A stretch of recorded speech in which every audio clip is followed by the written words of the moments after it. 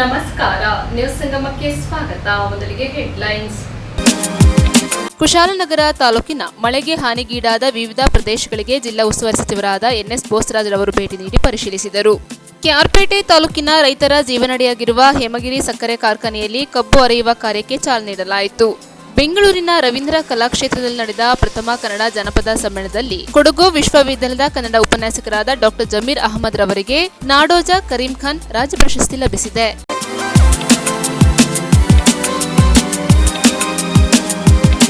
ಕೊಡಗು ಜಿಲ್ಲೆಯಲ್ಲಿ ಅತಿ ಹೆಚ್ಚು ಮಳೆಯಾಗುತ್ತಿರುವ ಹಿನ್ನೆಲೆ ಕುಶಾಲನಗರ ತಾಲೂಕಿನ ಮಳೆಹಾನಿ ಪ್ರದೇಶಗಳಿಗೆ ಜಿಲ್ಲಾ ಉಸ್ತುವಾರಿ ಸಚಿವರಾದ ಎನ್ಎಸ್ ಬೋಸರಾಜ್ ಹಾಗೂ ಶಾಸಕರಾದ ಡಾ ಮಂತರಗೌಡರು ಭೇಟಿ ನೀಡಿ ಪರಿಶೀಲಿಸಿದರು.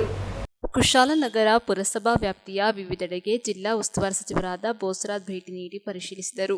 ಕುಶಾಲನಗರ ಕಾವೇರಿ ಸೇತುವೆ ಬಳಿ ಕಾವೇರಿ ನದಿ ವೀಕ್ಷಿಸಿದ ಸಚಿವರು ಟೌನ್ ಕಾಲೋನಿಯಲ್ಲಿ ಮಳೆಯಿಂದ ಹಾನಿಯಾದ ಜಯಪ್ರಕಾಶ್ ಅವರ ಮನೆಗೆ ಭೇಟಿ ನೀಡಿ ಪರಿಶೀಲನೆ ನಡೆಸಿದರು.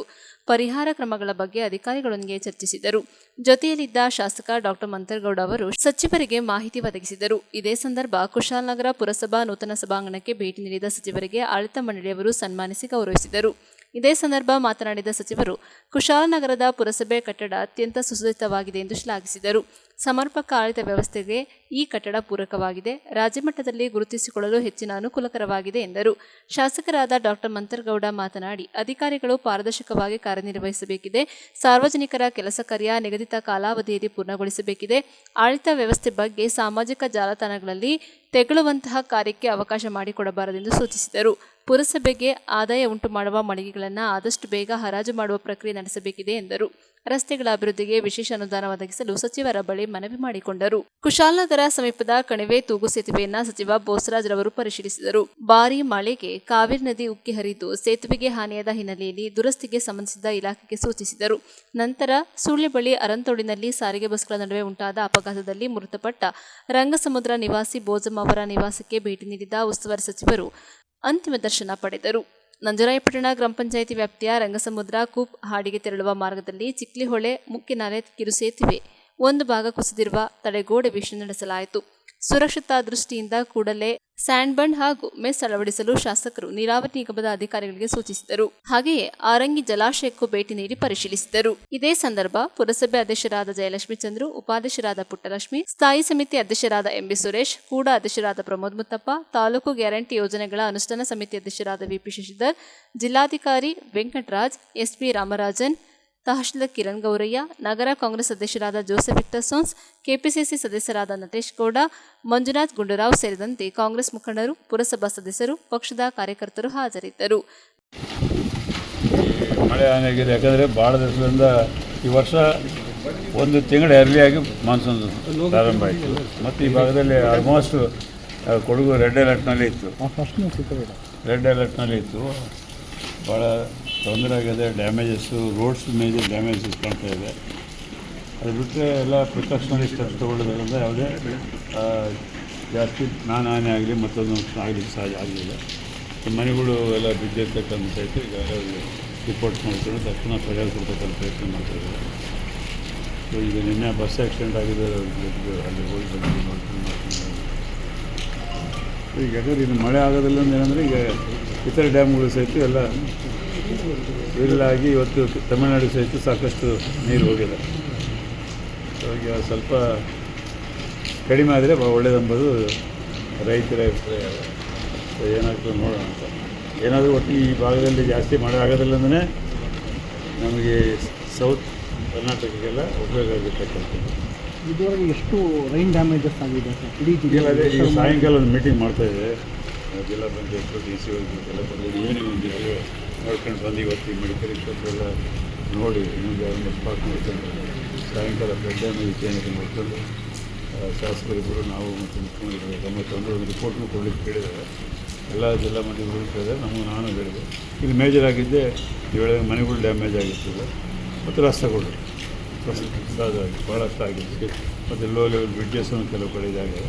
ಎಲ್ಲ ಸಾಯಂಕಾಲ ಎಲ್ಲ ನಾವು ಅಧಿಕಾರಿಗಳಿಂದ ಮಾಹಿತಿ ಪಡೆದು ಒಂದು ರಿಪೋರ್ಟ್ ಮಾಡಿ ನಾಳೆ ಟೆಂಪರಲಿ ಇಮಿಡಿಯೇಟ್ಲಿ ಏನು ಮಾಡಲಿಕ್ಕೆ ಸಾಧ್ಯ ಅದು KDP ಮೀಟಿಂಗಲ್ಲಿ ಆ ಅಧಿಕಾರಿಗಳಿಗೆ ಆದೇಶ ಕೊಟ್ಟು ಮತ್ತು ಪರ್ಮನೆಂಟ್ ನೇಚರ್ ಆಫ್ ವರ್ಕ್ಸ್ ಮಾಡಲಿಕ್ಕೆ ಸಂಬಂಧಪಟ್ಟಿರ್ತಕ್ಕಂಥ ಇಲಾಖೆ ಸಚಿವರಿಗೆ ಕಾರ್ಯದರ್ಶಿಗಳಿಗೆ ಅದರ ಜೊತೆಯಲ್ಲಿ ಮುಖ್ಯಮಂತ್ರಿಗಳು ಸಹಿತ ನಾನು ಮತ್ತು ಶಾಸಕರೆಲ್ಲ ಕೊಟ್ಟು ಮತ್ತು ಜಿಲ್ಲಾಧಿಕಾರಿಗಳನ್ನು ಜೊತೆ ಒಂದು ರಿಪೋರ್ಟ್ ಕಳಿಸ್ತದೆ.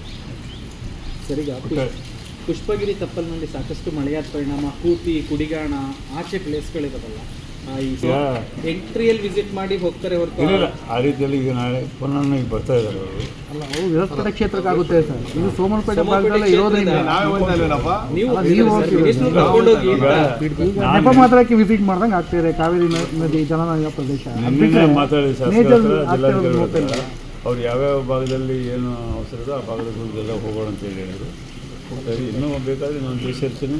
ಎಲ್ಲಾದರೂ ಹೋಗ್ಬೇಕಾದ್ರೆ ಅವರು ನಾವು ಜಿಲ್ಲಾಧಿಕಾರಿಗಳು ಎಲ್ಲ ಅಡ್ಮಿನಿಸ್ಟ್ರೇಷನ್ ಹೋಗ್ತೀವಿ ಮತ್ತು ಎಲ್ಲ ಕೂಲಂಕಷವಾಗಿ ಸಂಬಂಧಪಟ್ಟ ಇಲಾಖೆಗಳು ತಕ್ಷಣ ಅದನ್ನು ಸರಿಪಡಿಸಲಿಕ್ಕೆ ಮತ್ತು ಮುಂದೆ ಪರ್ಮನೆಂಟ್ ನೇಚರ್ಗೆ ಕ್ರಮಗಳನ್ನು ತೆಗೆದುಕೊಳ್ಳಲಿಕ್ಕೆ ನಾವು ಒಂದು ರಿಪೋರ್ಟ್ ಕೊಟ್ಟು ಜಿಲ್ಲಾಧಿಕಾರಿಗಳು ಸಹಿತ ರಿಪೋರ್ಟು ಚೀಫ್ ಸೆಕ್ರೆಟರಿಗೆ ಹೋಗ್ತದೆ. ನಾವು ಸಹಿತ ಮುಖ್ಯಮಂತ್ರಿಗಳು ನಾಳೆ 2ನೇ ತಾರೀಕು ನಮಗೆ ಕ್ಯಾಬಿನೆಟ್ ಇದೆ, ಆ ಕ್ಯಾಬಿನೆಟ್ನಲ್ಲಿ ಪ್ರಸ್ತಾವ ಮಾಡ್ತೀವಿ. ವಿಶೇಷ ಪ್ಯಾಕೇಜ್ ಏನಾದರೂ ಕೊಡ್ತೀವಿ? ವಿಶೇಷ ಪ್ಯಾಕೇಜ್ ಅಂತಿಲ್ಲ, ಏನು ಅನುದಾನ ಕೊಡಬೇಕು. ಯಾಕಂದರೆ 1 ಜಿಲ್ಲಾ 2 ಜಿಲ್ಲಾ ಪ್ರಶ್ನೆ ಎಲ್ಲ ಕಡೆ ಬರ್ತದೆ. ವಿಶೇಷ ಪ್ಯಾಕೇಜ್ ಅಂತ ಕರಿತಾ ಇಲ್ಲ ಈ ಕಾಲದಲ್ಲಿ. ಎಲ್ಲಿ ಏನು ಬೇಕೋ ಅದನ್ನು ಮಾಡೋಕ್ಕೆ ಈಗ ನೋಡಿ PWD ಅವರು ಅದನ್ನು ಚೇಂಜ್ ಮಾಡಿದ್ದಾರೆ. ಮೊದಲಿದ್ದು 1 ಕಿಲೋಮೀಟ್ರಿಗೆ ಸ್ಟೇಟ್ ಹೈವೇಗೆ ಇಷ್ಟು MD ಆಗಿ ಇಷ್ಟು ಅಂದಿದೆ. ಈಗ ಹಂಗಿಲ್ಲ, ಆ್ಯಕ್ಚುಲಿ ನೋಡಿ ಎಷ್ಟನ್ನ ಆಗಲಿ ಅದು ಎಲ್ಲಿ ಗುಂಡೆ ಆಗಿರ್ತದೋ ಎಲ್ಲಿ ರಿಪೇರ್ ಮಾಡಬೇಕು ತಕ್ಷಣ ಮಾಡಲಿಕ್ಕೆ ಅವ್ರಿಗೆ ಈ ಮಳೆಗಾಲದಲ್ಲಿ ಅವ್ರಿಗೆ ಆದೇಶ ಕೊಟ್ಟಿದ್ದಾರೆ. ತೂಗು ಸೇತುವೆಗೆ ಭೇಟಿ ಮಾಡಿದ್ರು ಸರ್. ತೂಗು ಸೇತುವೆ 3 ಜಿಲ್ಲೆ ನೋಡಿದ್ವಿ. ಶಾಸಕರು ಅದ್ರ ಬಗ್ಗೆ ಆಗಲಿ ಲೆಟರ್ ಕೊಟ್ಟಿದ್ದಾರೆ. ನಾನು ಅವ್ರ ಕೌಂಟರ್ ಪಾರ್ಟ್ ಆ ಕಡೆ ಡಿಸ್ಟ್ರಿಕ್ಟ್ ಇನ್ಚಾರ್ಜ್ ಮಿನಿಸ್ಟರ್ ವೆಂಕಟೇಶ್ವರ್ಗೆ ಅಲ್ಲಿಂದನೇ ಮಾತಾಡಿದ್ದೀನಿ. ಅವರು ನಾವು ಸೇರಿ ಅದನ್ನು CNN ಕಾವೇರಿ ನೀರು ನಿಗಮಕ್ಕೆ ಅವರು ಅಧಿಕಾರಿಗಳು ಬಂದಿದ್ದರು. ಒಂದು ಪ್ರಪೋಸಲ್ ಮಾಡಿ ಅದನ್ನು ಜಾರಿಗೊಳಿಸ್ತಕ್ಕಂಥ ಪ್ರಯತ್ನ ಮಾಡ್ತೀವಿ. ಸರ್, ಪೊಲಿಟಿಕಲು ಈಗಾಗಲೇ ತಮ್ಮ ಶಾಸಕರುಗಳು ಅನುದಾನ ಹಂಚಿಕೆಯಲ್ಲಿ ಸಾಕಷ್ಟು ಆಕ್ರೋಶವನ್ನು ವ್ಯಕ್ತಪಡಿಸಿದ್ದಾರೆ ಸ್ವಪಕ್ಷದವರು. ಏನಿಲ್ಲ, ಯಾರು ಒಬ್ಬರಿಬ್ಬರು ಮಾತಾಡಿದ್ದಾರೆ. ಹೇಳ್ತೀನಿ, BR ಪಾಟೀಲ್ ಸೀನಿಯರ್ ಇದ್ದಾರೆ ಮೊದಲಿಂದನೂ.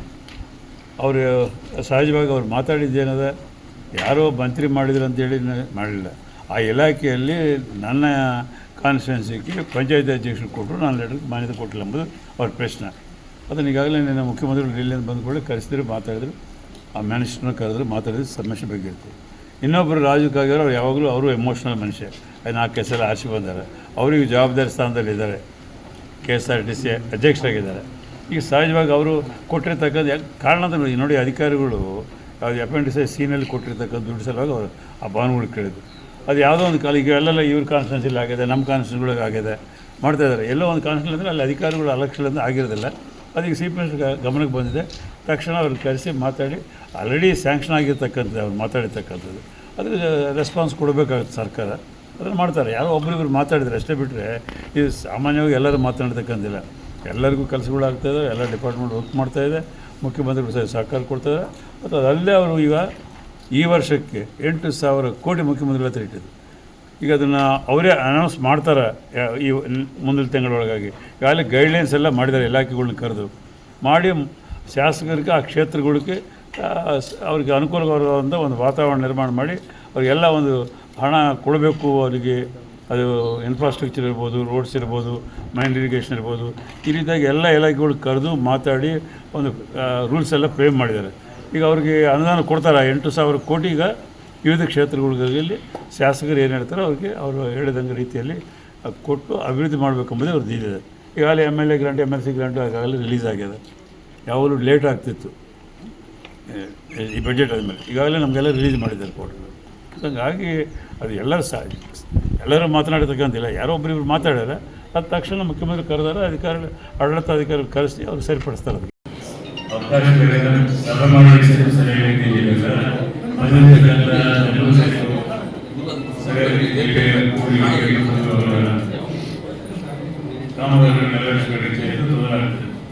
ಹುಷಾರಿನಲ್ಲಿ ನಿಮಗೆ ಆದಂಥ ಒಂದು ಕ್ಯಾಶ್ ಕಲೆಕ್ಷನ್ ಮತ್ತು ಡೆವಲಪ್ಮೆಂಟಲ್ಲಿ ಕೂಡಿ ಉತ್ತಮವಾದ ಸಮಾನ ಮತ್ತು ಒಳ್ಳೆಯ ಕಟ್ಟಡ ನಿರ್ಮಾಣ ಮಾಡಿ. ಹಾಗಾಗಿ ಎಲ್ಲ ನಿಮ್ಮ ಸಿಬ್ಬಂದಿಗಳಿಗೆ ಇರ್ಬೋದು ಮತ್ತು ಬರುವಂಥ ಜನರಿಗೆ ಅನುಕೂಲವಾಗುವಂಥ ಒಂದು ವಾತಾವರಣ ನಿರ್ಮಾಣ ಮಾಡಿ ಎಲ್ಲರೂ ನಮ್ಮ ಅಭಿವೃದ್ಧಿ ಸಲ್ಲಿಸ್ತಾರೆ. ಅದರ ಜೊತೆ ಅಷ್ಟೇ ಉತ್ತಮ ರೀತಿಯಲ್ಲಿ ಮಾಡುವಂಥದ್ದು ಜನರಿಗೆ ಬಗೆಹರಿಸಬೇಕು ಮತ್ತು ನಮ್ಮಿಂದ ಅಭಿವೃದ್ಧಿ ಕಡೆ ನಾವೆಲ್ಲ ಕಾಳಜಿ ವಹಿಸಬೇಕು. ಕೇವಲ ಅಧ್ಯಕ್ಷರು ಸದಸ್ಯರು ಮಾಡೋದ್ರ ಜೊತೆಗೆ ಪ್ರಮಾಣದಿಂದ ಕೆಲಸ ಮಾಡಿದ ಮಾತ್ರ ಈ ಪುರಸಭಾ ಏನು ಅಭಿವೃದ್ಧಿ ಆಗುತ್ತದೆ, ಒಳ್ಳೆಯ ಹೆಸರು ಬರುತ್ತದೆ, ಇಡೀ ರಾಜ್ಯಕ್ಕೆ ಮಾದರಿಯಾಗಿ ಅವಕಾಶ ನಮ್ಮದೇ ಸಂದರ್ಭದಲ್ಲಿ ಎಲ್ಲ ಅಧ್ಯಕ್ಷರು ಸದಸ್ಯರು ಕೆಲವು ಅವತ್ತು ನನ್ನ ಆಸಕ್ತಿ ಹೇಳಿದೆ ಸರ್, ಬಿಲ್ಡಿಂಗ್ ಮಾತ್ರ ಹೊಸ ಕಟ್ಬೋದು, ನಮ್ಮ ಮನಸ್ಸನ್ನ ಮಾತ್ರ ನಾವು ಬದಲಾವಣೆ ಆಗಿದ್ದಾರೆ. ಯಾಕೆ ಹೇಳ್ತಾ ಇದ್ದೀನಿ ಅಂತಂದ್ರೆ ನಿನ್ನೆ ಮೊನ್ನೆ 2-3 ದೊಡ್ಡ ಕಂಪ್ಲೇಂಟ್ ಇತ್ತು, ನಿಮಗೂ ಗೊತ್ತಿರಬೇಕು, ನನಗೂ ಗೊತ್ತಿರಬೇಕು. ಯಾಕೆ ಹೇಳ್ತೀನಿ ಅಂತಂದ್ರೆ ಒಂದು ಅರ್ಜಿ ಬಂದಾಗ ಯಾವ್ದಲ್ಲ ದಯವಿಟ್ಟು ಟ್ರಾನ್ಸ್ಪರೆಂಟ್ ಆಗಿ ಅವ್ರಿಗೆ ದಿವಸ ಆಗುತ್ತೆ ಅಂತ ನೀವು ಹೇಳ್ಬೇಕಾಗುತ್ತೆ. ಏನಾಗುತ್ತೆ ಅಂತಂದ್ರೆ ನಮ್ಮಲ್ಲಿ ಕಮ್ಯುನಿಕೇಶನ್ ನಾಳೆ ಬನ್ನಿ ಒಂದು ವಾರ ಬಿಟ್ಟು ಬನ್ನಿ. ಒಬ್ಬರು ಡೆತ್ ಸರ್ಟಿಫಿಕೇಟ್ಗೆ 1 ವಾರ 2 ತಿಂಗಳಾಗಿದೆ ಅಂತ ನನಗೆ ನೇರವಾಗಿ ದಯವಿಟ್ಟು ನಾನು ಹೇಳ್ಬಿಟ್ಟು ಈಗ ನನ್ನ ದೊಡ್ಡವರು ಹೇಳ್ಬಿಟ್ಟು ನೀವು ಕೆಲಸ ಮಾಡ್ಬೇಕಂತ ಆ ಮನಸ್ಸಲ್ಲಿ ನಮ್ಮ ಸಿಬ್ಬಂದಿಗಳು ಇಟ್ಕೋಬೇಡ್ರು ಅಂತ ಹೇಳಿದ್ರೆ ನನಗೆ ಮಾಡೋದಕ್ಕೋಸ್ಕರ ಮುಂಚೆ ರಾಜಕಾರಣಿಗಳು ಕಷ್ಟ ಇದೆ, ಒಂದು ಗಮನ ಕಷ್ಟ ಇದೆ. ಈಗ ಸರ್ ಸಣ್ಣ ವಿಚಾರಗಳು ಡಿಸಿ ಅವರಿಗೆ ನನಗೆ ನಿಮಗೂ ಹೇಳ್ತಾರೆ, ಈಗ ದಾರಿ ಬಂದಾಗ ಆಕ್ಚುಲಿ ಡಿಸಿ ಇಲ್ಲ ಕರೆಂಟ್ ಇಲ್ಲ ಅಂತ ನಿಮಗೂ ಫೋನ್ ಮಾಡೋದು ಸಂಬಂಧ ಇದೆ. ಡೈರೆಕ್ಟ್ ಸಂಪರ್ಕ ಮಾಡೋದ ವಿಚಾರ ಸಾಮಾನ್ಯಕ್ಕೆ ಆಸಕ್ತಿ ಬಂದಿದೆ. ದಯವಿಟ್ಟು ನಮ್ಮ ಸಿಬ್ಬಂದಿಗಳು ಯಾರ್ಯಾರು ಕೂತವ್ರೆ, ಹೊಸ ಬಿಲ್ಡಿಂಗ್ ಅಲ್ಲಿ ಹೊಸ ಹುಮ್ಮಸ್ ಇರಬೇಕು, ಹೊಸ ಕಳೆದು ಬರಬೇಕು.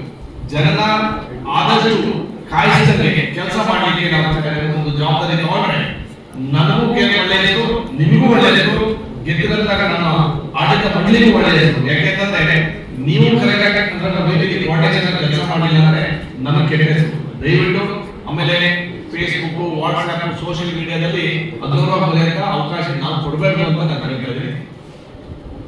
ನನಗೂ ಕರೆಗೆ ಎಲ್ಲಾ ಮಾರ್ಗಕ್ಕೂ ಒಂದು ದಾರಿ ಇದ್ದೇ ಇರ್ತದೆ, ಅದನ್ನ ಹುಡುಕಿಕೊಂಡು ನಾವು ಮಾಡಿಸ್ಕೊಡ್ಬೇಕು. ಅವರಿಗೆ ಒಂದು ಡೆತ್ ಸರ್ಟಿಫಿಕೇಟ್ ಹೇಳ್ತೀನಿ ಅಂತಂದ್ರೆ ಪಾಪ ಅವ್ರು ಎಷ್ಟು ನೋವಲ್ಲಿ ಇರ್ಬೋದು ಅಂತ ಅರ್ಥ ಮಾಡ್ತೀವಿ. ಅದೇ ರೀತಿಯಲ್ಲಿ ಫಾರಂ 3 ಇರ್ಬೋದು, ಅದಕ್ಕೂ ಸ್ವಲ್ಪ ಟೈಮ್ ಆಗ್ತಾ ಇದೆ. ಗಿರೀಶ್ ಅವರೇ, ನೀವು ಚೀಫ್ ಆಫೀಸರ್ ಅಲ್ಲಿಗೆ ಎಲ್ಲಾರು ವಿಶ್ವಾಸ ತಗೊಂಡು ಸಿಬ್ಬಂದಿಗಳಿಗೆ ಏನ್ ಕಷ್ಟ ಇದೆ ಅಂತ ಕೇಳಿ. ಯಾಕಂದ್ರೆ ಬರೀ ನಾವು ಒತ್ತಡ ಮಾಡೋದು ಮಾತ್ರ ಅವ್ರ ಕಷ್ಟಕ್ಕೆ ಅಂತ ಕೇಳ್ಬಿಟ್ಟು ಸಾರ್ವಜನಿಕರಿಗೆ ಒಳ್ಳೆ ಕೆಲಸ ಮಾಡೋದಂತ ಅವಕಾಶ ಮಾಡಿ ಸರ್. ವಿಶೇಷವಾಗಿ ಇದು ಇಡೀ ಕಟ್ಟಡ ಅವ್ರ ಹೆಸರಲ್ಲಿ ಅಂದ್ರೆ ಅವ್ರ ವೆಚ್ಚದಲ್ಲೇ ಕಟ್ಟಿರೋದು ಸರ್. ಸರ್ಕಾರದಿಂದ 1 ರೂಪಾಯಿ ನನಗೆ ಅನುದಾನ ಇಲ್ಲ. ಇದೇ ರೀತಿ ಮಡಿಕೇರಿ ಇರ್ಬೋದು, ಕುಶಾಲನಗರ ಇರ್ಬೋದು, ಸೋಮವಾರಪೇಟೆ, ಜಿಲ್ಲಾಪೇಟೆ ಎಲ್ಲಾ ಟೌನ್ಗಳು ಈ ತರ ಒಂದು ಟ್ಯಾಕ್ಸ್ ಕಲೆಕ್ಷನ್ ಆಗಿ ಕರೆಕ್ಟ್ ಆಗಿ ಮಾಡಿದ್ರೆ ಈ ತರ ಬಿಲ್ಡಿಂಗ್ ನಮ್ಮ ಜಿಲ್ಲೆಗೆ ಅವಶ್ಯಕತೆಗಳಿದೆ. ಅದೇ ವಿಚಾರದಲ್ಲಿ ನಮಗೆ ಸರ್ ಇಲ್ಲಿ ಅಂತಿಮ ಮಾಳಿಗೆಗಳು ಹರಾಜು ಪ್ರಕ್ರಿಯೆಗೆ ಇನ್ನೂ ಸ್ವಲ್ಪ ಏನೋ ಪೆಂಡಿಂಗ್ ಇದೆ. ಅದೇನು ಕಾರಣದಲ್ಲಿ ಸನ್ಮಾನ್ಯ ಡಿಸಿ ಸರ್ ಅವರ ಹತ್ರ ಮಾತಾಡಿಕೊಂಡು ಅದ್ಯಾವ ರೀತಿ ಕಾನೂನು ಚೌಕಟ್ಟಲ್ಲಿ ಕಾನೂನು ಇದರಲ್ಲಿ ಹೇಗೆ ಸರ್ಕಾರಕ್ಕೆ ಅಂದ್ರೆ ಮುನ್ಸಿಪಾಲಿಟಿ ಹೆಂಗೆ ಆದಾಯ ಸಿಗ್ತದೆ ಅಂತ ಮಾಡಿಕೊಂಡು ಆ ಕಾನೂನುಗಳನ್ನು ಪ್ರಾರಂಭ ಮಾಡಿ ಸರ್. ಆಗಲೇ 1,70,90 ಲಕ್ಷ ರೂಪಾಯಿ ಗಳಿಸಿದೆ ಸರ್. ಈಗ ಇನ್ನೂ ಸ್ವಲ್ಪ ದುಡ್ಡು ಕೊಡ್ತೀನಿ ಅಂತ ರೈತನಾಥ್ ಸರ್ ಫಸ್ಟ್ ಓದಿಗೆ ಏನಾದರೂ ಕೊಡಕ್ಕಾಗುತ್ತೋ ಹೊಸ ನ್ಯೂಸ್ ಸಂಗಮಕ್ಕಾಗಿ doctor H M Raghukoti, Kushalanagar. Kushalanagar ಪಟ್ಟಣದ ಫೀಲ್ಡ್ ಮಾರ್ಷಲ್ ಕೆಎಂ ಕಾರ್ಯಪ್ಪ ವೃತ್ತದಲ್ಲಿ ಎಸ್ಡಿಪಿಐ ವತಿಯಿಂದ ಮುಸ್ಲಿಮರ ವಿರುದ್ಧ ಶಾಸಕ ರಮೇಶ್ ಬಂಡಿ ಸಿದ್ದೇಗೌಡರು ಹೇಳಿಕೆ ವಿರೋಧಿಸಿ ಪ್ರತಿಭಟನೆಯನ್ನ ಮಾಡಿದರು. ಕುಶಾಲನಗರ ಪಟ್ಟಣದ ಫೀಲ್ಡ್ ಮಾರ್ಷಲ್ ಕೆಎಂ ಕಾರ್ಯಪ್ಪ ವೃತ್ತದಲ್ಲಿ social democratic party of India Kushalnagar ಘಟಕದ ವತಿಯಿಂದ ಮುಸ್ಲಿಮರ ವಿರುದ್ಧ ಶಾಸಕ ರಮೇಶ್ ಬಂಡಿ ಸಿದ್ದೇಗೌಡ ಜಮೀನು ಮುಸ್ಲಿಮರ ಹೆಸರಿಗೆ ಮಾಡಿದರೆ ಅಧಿಕಾರಿಯನ್ನ ನೇಣಿಗೇರಿಸುತ್ತೇನೆ ಎಂಬ ಅವಹೇಳನಕಾರಿ ಹೇಳಿಕೆ ನೀಡುವುದನ್ನು ಖಂಡಿಸಿ ಪ್ರತಿಭಟನೆಯನ್ನ ಮಾಡಿದರು. ರಮೇಶ್ ಬಂಡಿ ಸಿದ್ದೇಗೌಡರನ್ನ ಕಾಂಗ್ರೆಸ್ ಮತ್ತು ಶಾಸಕ ಸ್ಥಾನದಿಂದ ವಜಾಗೊಳಿಸುವಂತೆ ಸಹ ಆಗ್ರಹಿಸಿ ಕಾಂಗ್ರೆಸ್ ಸರ್ಕಾರದ ವಿರುದ್ಧ ಆಕ್ರೋಶ ಹೊರಹಾಕಿದರು.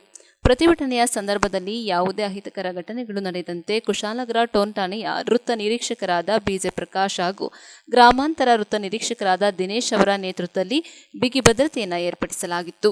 ಪ್ರತಿಭಟನೆಯಲ್ಲಿ ಎಸ್ಡಿಪಿಐ ಕುಶಾಲನಗರ ಸಮಿತಿ ಅಧ್ಯಕ್ಷರಾದ ಜಕ್ರಿಯಾ, ಎಸ್ಡಿಪಿಐ ಮಡಿಕೇರಿ ವಿಧಾನಸಭಾ ಕ್ಷೇತ್ರದ ಅಧ್ಯಕ್ಷರಾದ ಭಾಷಾ, ಎಸ್ಡಿಪಿಐ ಕೊಡಗು ಜಿಲ್ಲಾ ಪ್ರಧಾನ ಕಾರ್ಯದರ್ಶಿ ಉಸ್ಮಾನ್, ಮುಖ್ಯ ಭಾಷಣಕಾರರಾಗಿ ಆಗಮಿಸಿದ ಎಸ್ಡಿಪಿಐ ಮುಖಂಡರಾದ ಹಜರತ್ ಮುಫ್ತಿ ಮೌಲಾನಾ ನೂರುದ್ದೀನ್ ಫಾರೂಕಿ, ಎಸ್ಡಿಪಿಐ ಮಡಿಕೇರಿ ನಗರಸಭಾ ಸದಸ್ಯರುಗಳಾದ ಬಶೀರ್, ಮೇರಿ ವೇಗಸ್, ಎಸ್ಡಿಪಿಐ ಕುಶಾಲನಗರ ಸಮಿತಿಯ ಉಪಾಧ್ಯಕ್ಷರಾದ ಅಬ್ದುಲ್ ಹಾಗೂ ನಗರ ಸಮಿತಿಯ ಸದಸ್ಯರುಗಳು ಮತ್ತು ಎಲ್ಲ ಕಾರ್ಯಕರ್ತರು ಹಿತೈಷಿಗಳು ಹಾಜರಿದ್ದರು.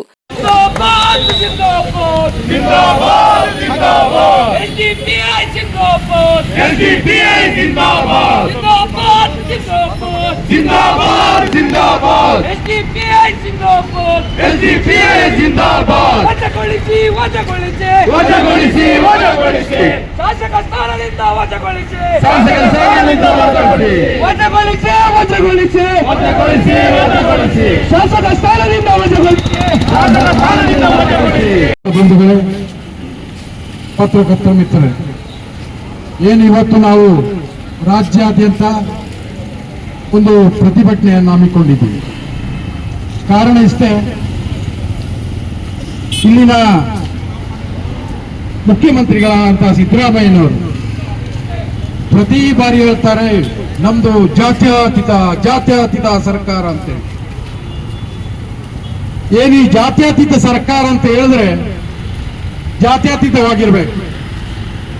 ಒಂದು ಕಡೆ ನಿನ್ನೆ ಶ್ರೀರಂಗಪಟ್ಟಣದ ಶಾಸಕ AB ರಮೇಶ್ ಬಂಡಿಸಿದ್ದೇನಗೌಡರು ಹೇಳ್ತಾರೆ, ತನ್ನ ಆಫೀಸರಿಗೆ ಬೆದರಿಸಿ ಏನಾದ್ರೂ ಸಾಬ್ರುಗಳಿಗೆ ನೀ ಜಾಗವನ್ನು ಕೊಟ್ರೆ ನಿನ್ನನ್ನು ನೇಣಿ ಹಾಕ್ತೀನಿ ಅಂತ.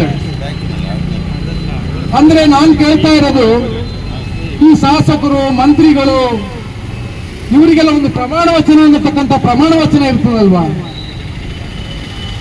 ಪ್ರಮಾಣ ವಚನದಲ್ಲಿ ಏನೇ ಹೇಳ್ತದೆ, ಪ್ರತಿಯೊಬ್ಬರನ್ನು ಸಮಾನವಾಗಿ ಕಾಣಬೇಕು, ದ್ವೇಷ ಮತ್ಸರ ಅಸೂಯೆ ಇರಬಾರದು ಅನ್ನತಕ್ಕಂಥ ಪ್ರಮಾಣ ವಚನದಲ್ಲಿ ಇವರು ಬೋಧಿಸ್ತಾರೆ. ಈ ಬೋಧಿಸಿದ ನಂತರ ಇದಕ್ಕೆ ತಕ್ಕುದಾದ ಒಂದು ಪ್ರತಿಕ್ರಿಯೆಯನ್ನ ಚುನಾವಣಾ ಆಯೋಗ ಎಂಟ್ರಿ ಮಾಡಿ ಇಂಥವರನ್ನ ಚುನಾವಣಾ ಏನು ಶಾಸಕ ಸ್ಥಾನ ಇದೆ, ಮಂತ್ರಿ ಸ್ಥಾನ ಇದೆ, ಇದನ್ನ ರದ್ದುಗೊಳಿಸಬೇಕು ಅನ್ನತಕ್ಕಂಥ ಒಂದು ಬೇಡಿಕೆಯನ್ನ ಚುನಾವಣಾ ಆಯೋಗಕ್ಕೆ ನಾನು ಒತ್ತಾಯ ಮಾಡ್ತಾ ಇದ್ದೇನೆ. ಅದೇ ರೀತಿ ಇವತ್ತು ಕಾಂಗ್ರೆಸ್ ಸರ್ಕಾರ ಇದೆ, ಪದೇ ಪದೇ ಹೇಳ್ತಾರೆ ಇದು ಅಹಿಂದ ಸರ್ಕಾರ, ಮುಸಲ್ಮಾನರ ಪರವಾಗಿದೆ, ದಲಿತರ ಪರವಾಗಿದೆ, ಹಿಂದುಳಿದವರ ಪರವಾಗಿದೆ ಅಂತೇಳಿ. ಆದ್ರೆ ಪ್ರತಿ ಬಾರಿ, ಕಳೆದ ಬಾರಿ ಏನು ಕಾರವಾರದ ಶಾಸಕ ಮಂಕಾಳ ವೈದ್ಯ ಅನ್ನತಕ್ಕಂಥ ಶಾಸಕ, ಇವತ್ತು ರಮೇಶ್ ಬಂಡಿಸಿದ್ದೇನಗೌಡ ಪ್ರತಿ ಬಾರಿ ಇವರಿಗೆ RSS ನಿಂದ ಟ್ರೈನಿಂಗ್ ಆಗಿ ಬಂದಂತ ವಿಚಾರಗಳನ್ನು ಇವತ್ತು ಮಾತನಾಡ್ತಾ ಇದ್ದಾರೆ. ಇದೇ ಕಳೆದ ಏನು ಶ್ರೀರಂಗಪಟ್ಟಣದಲ್ಲಿ ಟಿಪ್ಪುವಿನ ಏನು ಒಂದು ಆಚರಣೆಯನ್ನು ಮಾಡಬೇಕು ಅನ್ನತಕ್ಕಂಥ ವಿಚಾರದಲ್ಲಿ ನೋಡಿದಾಗ ಕಳೆದ ಸಾರಿ ಅವರು ಅಲ್ಲಿ ಸ್ಟೇಜ್ ತಂದರು, ಯಾವುದೇ ಪರ ವಿಚಾರದಲ್ಲಿ ಟಿಪ್ಪುವಿನ ಆಚರಣೆ ಮಾಡಲಿಕ್ಕೆ ಬಿಟ್ಟಿಲ್ಲ ಶ್ರೀರಂಗಪಟ್ಟಣದಲ್ಲಿ. ಕಾರಣ ಇಷ್ಟೇ, ಈತ ಸಂಘಿಗಳ ಪರವಾಗಿ ಇದ್ದಾನೆ, ಇವನು ತನ್ನ ವಿಚಾರವನ್ನ ಮುಖ್ಯಮಂತ್ರಿಗಳಲ್ಲಿ ಅಲ್ಲಿ ವಿಚಾರ ಮಾಡಿ ಅದನ್ನ ಸ್ಟೇ ಮಾಡಿರಬಹುದು. ಅವನ ಒಳಗಿನ ಗುಣ ಇವತ್ತು ಹೊರಗೆ ಬರ್ತಾ ಇದೆ. ಆದ್ರೆ ಪ್ರತಿ ಬಾರಿ ನಾವು ಆಲೋಚನೆ ಮಾಡಬೇಕು, 99% ಮುಸಲ್ಮಾನರು ಈ ಕಾಂಗ್ರೆಸ್ ಪಕ್ಷಕ್ಕೆ ಮತವನ್ನು ಕೊಟ್ಟು 138 ಸೀಟುಗಳನ್ನ ಕೊಟ್ಟಿದ್ದಾರೆ. ಆದ್ರೆ ಇವರು ನಮಗೆ ಕೊಟ್ಟಿದ್ದೇನು? ಇನ್ನು 2B ರಿಸರ್ವೇಶನ್ ಸ್ಥಾಪನೆ ಮಾಡಲಿಲ್ಲ. ಒಂದ್ಸರಿ ಇದನ್ನ ಗೋಮಾಂಸ ತಿನ್ಬಾರ್ದು ಅಂತ ಇದು ಮಾಡ್ತಾ ಇದ್ದಾರೆ, ಇಂಥ ಬಟ್ಟೆನ ಹಾಕ್ಬಾರ್ದು ಅಂತ ಹೇಳ್ತಾ ಇರ್ತಾರೆ. ಇದು ಯಾವುದಕ್ಕೂ ಇವರು ಏನು ಕಡಿವಾಣ ಮುಂಚಿನ ಸರ್ಕಾರ ತಂದು ಅದನ್ನ ತೆಗೆತಕ್ಕಂಥ ಕೆಲಸವನ್ನು ಮಾಡ್ತಾ ಇಲ್ಲ. ಇನ್ನು ಕಾಂಗ್ರೆಸ್ನ ವಿಚಾರಕ್ಕೆ ಬಂದ್ರೆ ಇಲ್ಲೂ ಸಮೇತ ಮುಂದಿನ ದಿನಗಳಲ್ಲಿ ಪುರಸಭಾ ಚುನಾವಣೆ ಬರ್ಲಿಕ್ಕಿದೆ. ನಾನು ಕೇಳ್ತಾ ಇರೋದು, ಕಾಂಗ್ರೆಸ್ನಲ್ಲಿ ಅಲ್ಪಸಂಖ್ಯಾತರ ಘಟಕ ಅನ್ನತಕ್ಕಂಥ ಘಟಕ ಇದೆ. ಈ ವಿಚಾರವನ್ನ ಮುಸಲ್ಮಾನರ ವಿರುದ್ಧವಾಗಿ ಹೇಳುವಾಗ ಯಾರು ಪ್ರಶ್ನೆ ಮಾಡಬೇಕು? ಈ ಅಲ್ಪಸಂಖ್ಯಾತರ ಘಟಕ ಏನ್ ಮಾಡ್ತಾ ಇದೆ? ಚುನಾವಣೆ ಬಂದಾಗ ಅಕ್ಕ ದಾದ ನೀವು SDP ಹಾಕ್ಬೇಡಿ, ನೀವು ಕಾಂಗ್ರೆಸ್ಗೆ ಓಟ್ ಹಾಕಿ ಅನ್ನೋದಕ್ಕೆ ಮನೆ ಮನೆಗೆ ಬರ್ತಾರೆ. ಯಾವುದೇ ಒಂದು ವಿಚಾರಕ್ಕೆ ಯಾವುದೇ ಸಮುದಾಯದವಾಗಲಿ ಅವರ ನೋವಿಗೆ ಸ್ಪಂದನೆ ಮಾಡದೆ ಕೇವಲ ಚುನಾವಣೆ ಹತ್ರ ಬರುವಾಗ ಮಾತ್ರ ಮನೆಗೆ ಬರ್ತಾರೆ. ದಯವಿಟ್ಟು ತಾವುಗಳು ನೀವು ಹುಷಾರಾಗಿರ್ಬೇಕು, ಯಾರನ್ನ ನಾವು ಆರಿಸಿ ಕಳಿಸಬೇಕು ಅನ್ನತಕ್ಕಂಥ ತೀರ್ಮಾನವನ್ನ ತಾವುಗಳು ಮಾಡಬೇಕಾಗ್ತದೆ. ಆದ್ರಿಂದ social democratic party of India ಇಂಥ ಶಾಸಕ ಸ್ಥಾನವನ್ನ ವಜಾ ಮಾಡಬೇಕು ಅಂತೇಳಿ ನಾವು ಮುಖ್ಯಮಂತ್ರಿಯವರಲ್ಲಿ ಗವರ್ನರ್ आरएसएस के आइडियोलॉजी रखने वाला जो कांग्रेस का चोला ओढ़कर बंटी सिद्धेगौड़ा जो जीतकर मुसलमानों के वोट से एमएलए बनकर संविधान पर ओथ लेकर एमएलए बनकर आया है। ओथ क्या लिया था कि ये मुल्क हमारा डेमोक्रेसी है, इस मुल्क में समाजवादी मुल्क है, यहाँ पर हर एक को जीने का, हर एक को रहने का, हर एक को अपने मजहब पर चलने का, हर एक को अपने पसंद का खाना खाने का, हर एक को जो यूनिफॉर्म अपना से पहनने की पूरी आजादी हमारे मुल्क का संविधान देता है। इसी संविधान पर ओथ लेकर बंटी सिद्धेगौड़ा एमएलए बनकर आया है और किसके वोटों से? मुस्लिम कम्युनिटी के वोटों से। ये मैं नहीं कह रहा हूं, ये डीके शिवकुमार और सिद्धरामैया इस मर्तबा कर्नाटका में असेंबली इलेक्शन में जगह जगह घूमकर मुसलमानों से इन्होंने वोट की भीख मांगी। वोट की भीख मांगकर मुसलमान उलमा, मुसलमान के मदरसों, मुसलमानों के मस्जिद, मुसलमानों के दरगाह, इन तमाम जगह जाकर इन्होंने हाथ पैर पकड़े। कहा अगर मुसलमान हमें वोट में इलेक्शन में वोट देकर हम जिताएंगे तो हम कर्नाटका से बजरंग दल को बैन करेंगे और जो तुम्हारा हक बीफ खाने का छीना गया इसको हम वापस दिलाएंगे। जो तुम्हारी लड़कियों का हिजाब पर इन गुंडों ने पाबंदी लगाई उस हिजाब की पाबंदी को हम खत्म करेंगे। हम मुसलमानों का 2B रिजर्वेशन जो बीजेपी ने खत्म किया इसको हम बहाल करेंगे। ये पूरे वादे कर 5 गारंटीज कांग्रेस हुकूमत ने वादे कर ये रियासत कर्नाटक में इन्होंने इख्तियार संभाला। इख्तियार संभालने के बाद कहां है वो सिद्धरामैया, कहां है वो डीके शिवकुमार, कहां है वो मुसलमान एमएलए एमपी, वो राज्यसभा के मेंबर, वो एमएलसी, कहां है पीजेड जमीर हारिस, कहां है वो तनवीर सेठ साहब? ये सारे के सारे कांग्रेस के अंदर बैठे हुए हैं।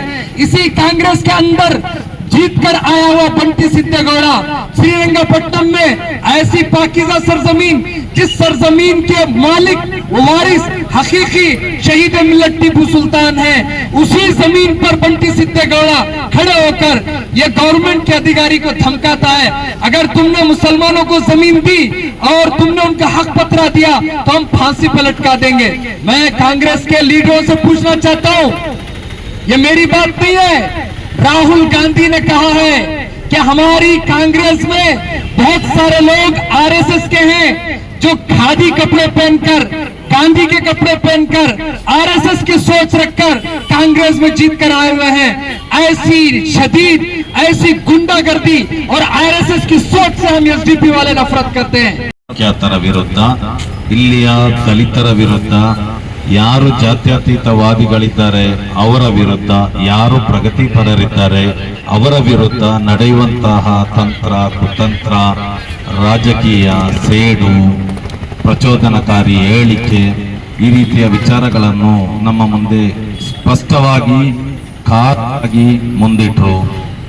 ಆತ್ಮೀಯರೇ, ಸಾಮಾಜಿಕ ಬದ್ಧತೆ ಇಲ್ಲದಂತಹ, ತಾನೊಬ್ಬ ಚುನಾಯಿತ ಶಾಸಕ ಅನ್ನುವ ಕನಿಷ್ಠ ಪರಿಜ್ಞಾನ ಇಲ್ಲದಂತಹ, ತನ್ನ ಗೆಲುವಿನಲ್ಲಿ ಸಾಬ್ರ ಮತದ ಭಿಕ್ಷೆ ಇದೆ ಎನ್ನುವ ಪರಿವೇ ಇಲ್ಲದಂತಹ, ತನ್ನ ಪಕ್ಷದ ಅಧಿಕಾರದಲ್ಲಿ ಈ ಸಾಬ್ರ ಮತದ ಬಹುಪಾಲು ಅಂಶ ಇದೆ ಅನ್ನುವ ಒಂದಿಷ್ಟು ಕಾಳಜಿ ಇಲ್ಲದಂತಹ ಒಬ್ಬ ಅವಿವೇಕಿ ಎಂಎಲ್ಎ ಬಂಡಿ ಸಿದ್ದೇಗೌಡ ಎನ್ನುವವರ ವಿರುದ್ಧ, ಅವನ ವಿರುದ್ಧ ನಾವು ಇವತ್ತು ಸಾಬ್ರೋ ಮೀನ್ಸ್ ಮುಸ್ಲಿಮರು ಅಥವಾ ಅಲ್ಪಸಂಖ್ಯಾತರು ಅಥವಾ ಇಲ್ಲಿಯ ಜಾತ್ಯತೀತವಾದಿಗಳು ಅಥವಾ ಈ ದೇಶದ ಸಂವಿಧಾನವನ್ನು ನಂಬಿಕೊಂಡು ಬದುಕುವಂತಹ ಪ್ರಜೆಗಳು ನಾವು ಇವತ್ತು ಕುಶಾಲನಗರದಲ್ಲಿ social democratic party of India Kushalanagar ಸಮಿತಿ ವತಿಯಿಂದ ಪ್ರತಿಭಟನೆಯನ್ನು ಹಮ್ಮಿಕೊಂಡಿದ್ವಿ.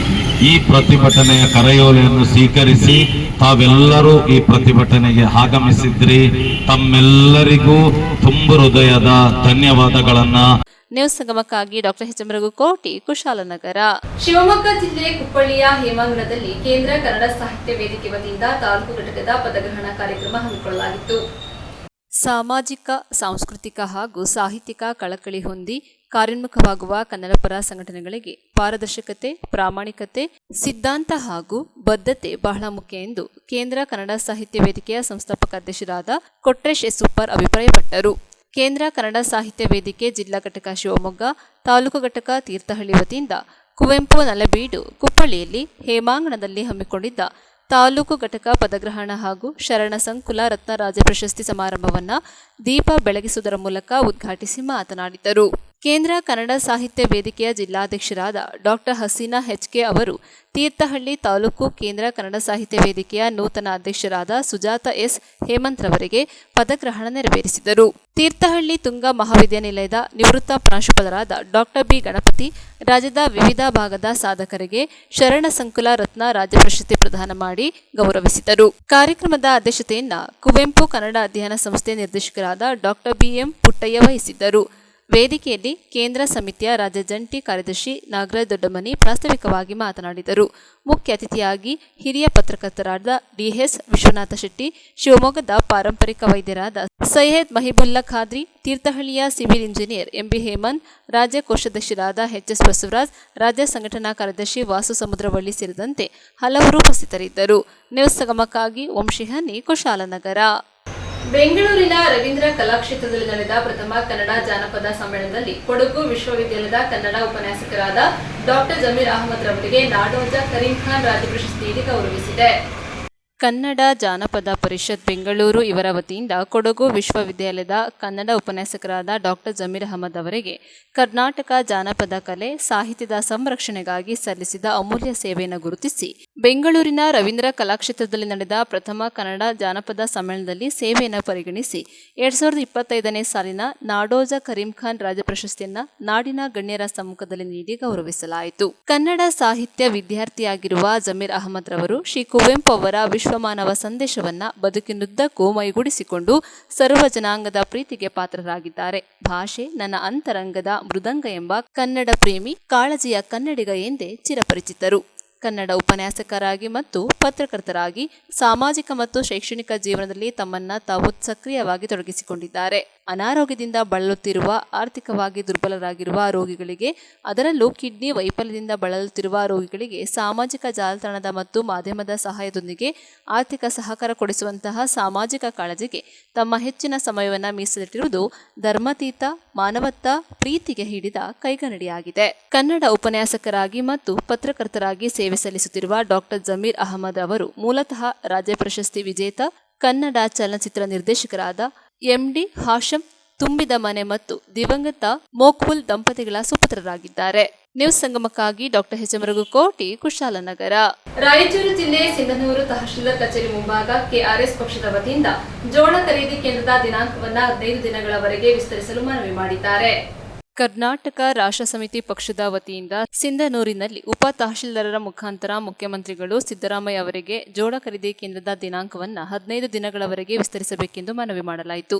ಇದೇ ಸಂದರ್ಭದಲ್ಲಿ ಮನವಿಯ ಉದ್ದೇಶಿಸಿ ಮಾತನಾಡಿದ ರಾಜ್ಯ ರೈತ ಘಟಕದ ಪ್ರಧಾನ ಕಾರ್ಯದರ್ಶಿ ನಿರುಪಾದಿ ಕೆ. ಗೋಮರ್ಸಿ ಅವರು, ರಾಯಚೂರು ಜಿಲ್ಲೆಯಲ್ಲಿ ರೈತರು ಹೆಚ್ಚಿನ ಜೋಳವನ್ನು ಬೆಳೆದಿದ್ದು ವಿಶೇಷ ಎಂಬಂತೆ ಸಿಂಧನೂರು ತಾಲೂಕಿನಲ್ಲಿ ರೈತರು ಹೆಚ್ಚಿನ ಜೋಳವನ್ನು ಬೆಳೆದಿದ್ದಾರೆ. ಈಗಾಗಲೇ ಸುಮಾರು 5-6 ತಿಂಗಳಿಂದ ಮುಂಗಾರು ಮತ್ತು ಹಿಂಗಾರು ಜೋಳ ಖರೀದಿ ಪ್ರಕ್ರಿಯೆ ಜಿಲ್ಲೆ ಹಾಗೂ ತಾಲೂಕಿನಲ್ಲಿ ನಡೆಯುತ್ತಿದ್ದರೂ ಸಹ ಅಧಿಕಾರಿಗಳು ಹಾಗೂ ಕೇಂದ್ರಗಳ ಸಮಸ್ಯೆಗಳಿಂದಾಗಿ ಸರ್ಕಾರ ಸರಿಯಾದ ಸಮಯಕ್ಕೆ ಜೋಳ ಖರೀದಿ ಕೇಂದ್ರವನ್ನು ಪ್ರಾರಂಭ ಮಾಡದ ಪರಿಣಾಮ ಮತ್ತು ಈ ವರ್ಷ ಸಿಂಧನೂರು ಭಾಗದಲ್ಲಿ ಹೆಚ್ಚಿನ ಪ್ರಮಾಣದ ಮಳೆಯಾಗಿರುವ ಕಾರಣ ರೈತರು ನೋಂದಾವಣಿ ಮಾಡಿದ ಜೋಳ ಖರೀದಿ ಕೇಂದ್ರಕ್ಕೆ ಸರ್ಕಾರ ನಿಗದಿ ಮಾಡಿದ ದಿನಾಂಕ 30/6/25 ಕೊನೆ ದಿನ ಇರುವ ಕಾರಣ ನೋಂದಾವಣಿಯಾಗದ ಎಲ್ಲ ರೈತರು ಜೋಳದ ಕೇಂದ್ರಕ್ಕೆ ತೂಕ ಮಾಡಿ ಖರೀದಿ ಕೇಂದ್ರಕ್ಕೆ ನಾನಾ ಕಾರಣಗಳಿಂದ ಜೋಳ ಸಾಗಿಸುವಲ್ಲಿ ಸಾಧ್ಯವಾಗದ ಕಾರಣ ದಿನಗಳನ್ನು ವಿಸ್ತರಿಸುವಂತೆ ಮನವಿ ಮಾಡಿದ್ದಾರೆ. ಇದೇ ಸಂದರ್ಭದಲ್ಲಿ ಪಕ್ಷದ ಮುಖಂಡರಾದ ಶರಣಪ್ಪ ಬೇರಿಗೆ, ಶರಣಪ್ಪ ಜನತಾ ಕಾಲೋನಿ, ಅಜೀತ್ ಕುನಟಿಗೆ, ಕನಕಪ್ಪ ಎಲೆಕೂಡ್ಲಿಗೆ, ಹನುಮಂತ ಸುಕ್ಕಲ್ಪೇಟೆ, ಜಗದೀಶ್ ಸುಲ್ತಾನಪುರ, ಸಂಶುದ್ದೀನ್ ಗೋಮರ್ಸಿ, ಹನುಮಂತ ಮುದ್ದಾಪುರ ಸೇರಿದಂತೆ ಅನೇಕರು ಭಾಗವಹಿಸಿದ್ದರು.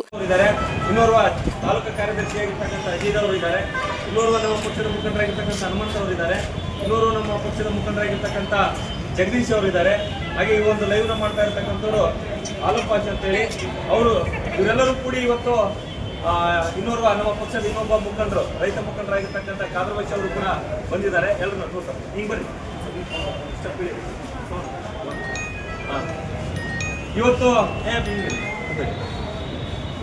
ಇವತ್ತು ಒಂದು ವಿಶೇಷವಾದಂಥ ಒಂದು ವಿಷಯ ಏನು ಅಂತ ಹೇಳಿದ್ರೆ, ಇದೇ ದಿನಾಂಕ, ಇದೇ ತಿಂಗಳು ಜೂನ್ 30ಕ್ಕೆ ರೈತರ ಜೋಳ ಖರೀದಿ ಕೇಂದ್ರ ಅನ್ನುವಂಥ ಏನು ನಿಗದಿತ ಸಮಯ ಅಥವಾ ನಿಗದಿತ ದಿನಾಂಕ ಮುಕ್ತಾಯಗೊಳ್ಳಲಿದೆ. ರಾಜ್ಯ ಸರ್ಕಾರಕ್ಕೆ, ಮಾನ್ಯ ಮುಖ್ಯಮಂತ್ರಿಗಳಿಗೆ ನಾವು ಕರ್ನಾಟಕ ರಾಷ್ಟ್ರ ಸಮಿತಿ ಪಕ್ಷದ ವತಿಯಿಂದ ಸಮಸ್ತ ರೈತರ ಪರವಾಗಿ, ನೀವು ರೈತರಲ್ಲ ಬರೀ, ಮತ್ತೆ ರೈತರ ಬರೀ, ಜೋಳವನ್ನ ಖರೀದಿ ಮಾಡಲಿಕ್ಕೆ ಇದೇ ತಿಂಗಳ 30ನೇ ತಾರೀಕನ್ನ ನಿಗದಿ ಮಾಡಿದ್ದಾರೆ. ಆ ನಿಗದಿ ದಿನಾಂಕಕ್ಕೆ ಯಾವುದೇ ರೈತರು, ಇನ್ನೂ ನೂರಾರು ಸಾವಿರಾರು ರೈತರು ಕೂಡ ಇವತ್ತು ಲಕ್ಷಾನುಗಟ್ಟಲೆ, ಕ್ವಿಂಟಾಲ್ಗಟ್ಟಲೆ ಇವತ್ತು ರೈತ ಜೋಳ ಬೆಳೆದಿರ್ತಕ್ಕಂಥದ್ದನ್ನ ಸರ್ಕಾರದ ಖರೀದಿ ಕೇಂದ್ರಕ್ಕೆ ಕೊಡ್ಲಿಕ್ಕೆ ಆಗ್ತಾ ಇಲ್ಲ. ಇನ್ನೂ ಕ್ವಿಂಟಾಲ್ಗಟ್ಟಲೆ, ಮೂಟೆಗಟ್ಟಲೆ ಇವತ್ತು ರೈತರು ತಮ್ಮ ಮನೆ ಮುಂದೆ ಊರಲ್ಲಿ ಇಟ್ಕೊಂಡಿದ್ದಾರೆ. ಆದ್ರೆ ಸರ್ಕಾರ ಇದ್ರ ಬಗ್ಗೆ ಎಚ್ಚೆತ್ತುಕೊಳ್ಬೇಕು. ಇನ್ನೂ 15 ದಿನಗಳ ಕಾಲ ಗಡುವು ಕೊಡಬೇಕಂತೇಳಿ ಮಾನ್ಯ ತಹಶೀಲ್ದಾರರ ಮುಖಾಂತರ ಮಾನ್ಯ ಮುಖ್ಯಮಂತ್ರಿಗಳು ಸಿದ್ದರಾಮಯ್ಯ ಅವರಿಗೆ ಮನವಿಯನ್ನ ಮಾಡ್ತಾ ಇದ್ದೀವಿ. ಎಲ್ಲ ರೈತರ ಪರವಾಗಿರ್ತಕ್ಕಂಥ ಒಂದು ಏನು ವಿಶೇಷವಾದಂಥ ಒಂದು ಅನುಮತಿಯನ್ನ, ರಿಯಾಯಿತಿಯನ್ನ ಕೊಡಿ ಅನ್ನುವಂಥ ವಿಷಯದೊಂದಿಗೆ ಈಗ ಮಾನ್ಯ ತಹಶೀಲ್ದಾರರು ಇದರ ವಿಷಯ ಏನು ಅಂತ ಹೇಳಿದ್ರೆ, ಮಾನ್ಯ ಸಿದ್ದರಾಮಯ್ಯ, ಮಾನ್ಯ ಮುಖ್ಯಮಂತ್ರಿಗಳು ಕರ್ನಾಟಕ ವಿಧಾನಸೌಧ ಬೆಂಗಳೂರು ಇವರಿಗೆ, ಮಾನ್ಯ ತಹಶೀಲ್ದಾರ್ ಅವರು ಸಿಂಧನೂರು ಇವರ ಮುಖಾಂತರ ಜೋಳ ಖರೀದಿ ಕೇಂದ್ರದ ದಿನಾಂಕವನ್ನ 15 ದಿನಗಳವರೆಗೆ ಮುಂದೂಡುವಂತೆ ಕೋರಿ, ಈ ಮೇಲ್ಕಂಡ ವಿಷಯಕ್ಕೆ ಸಂಬಂಧಿಸಿದಂತೆ ರಾಯಚೂರು ಜಿಲ್ಲೆಯಲ್ಲಿ ರೈತರು ಹೆಚ್ಚಿನ ಜೋಳವನ್ನು ಬೆಳೆದಿದ್ದು, ವಿಶೇಷ ಎಂಬಂತೆ ಸಿಂಧನೂರು ತಾಲೂಕಿನಲ್ಲಿ ರೈತರು ಅತಿ ಹೆಚ್ಚಿನ ಜೋಳವನ್ನು ಬೆಳೆದಿರ್ತಾರೆ. ಅತಿ ಹೆಚ್ಚಿನ ಜೋಳವನ್ನು ಬೆಳೆದಿರ್ತಾರೆ.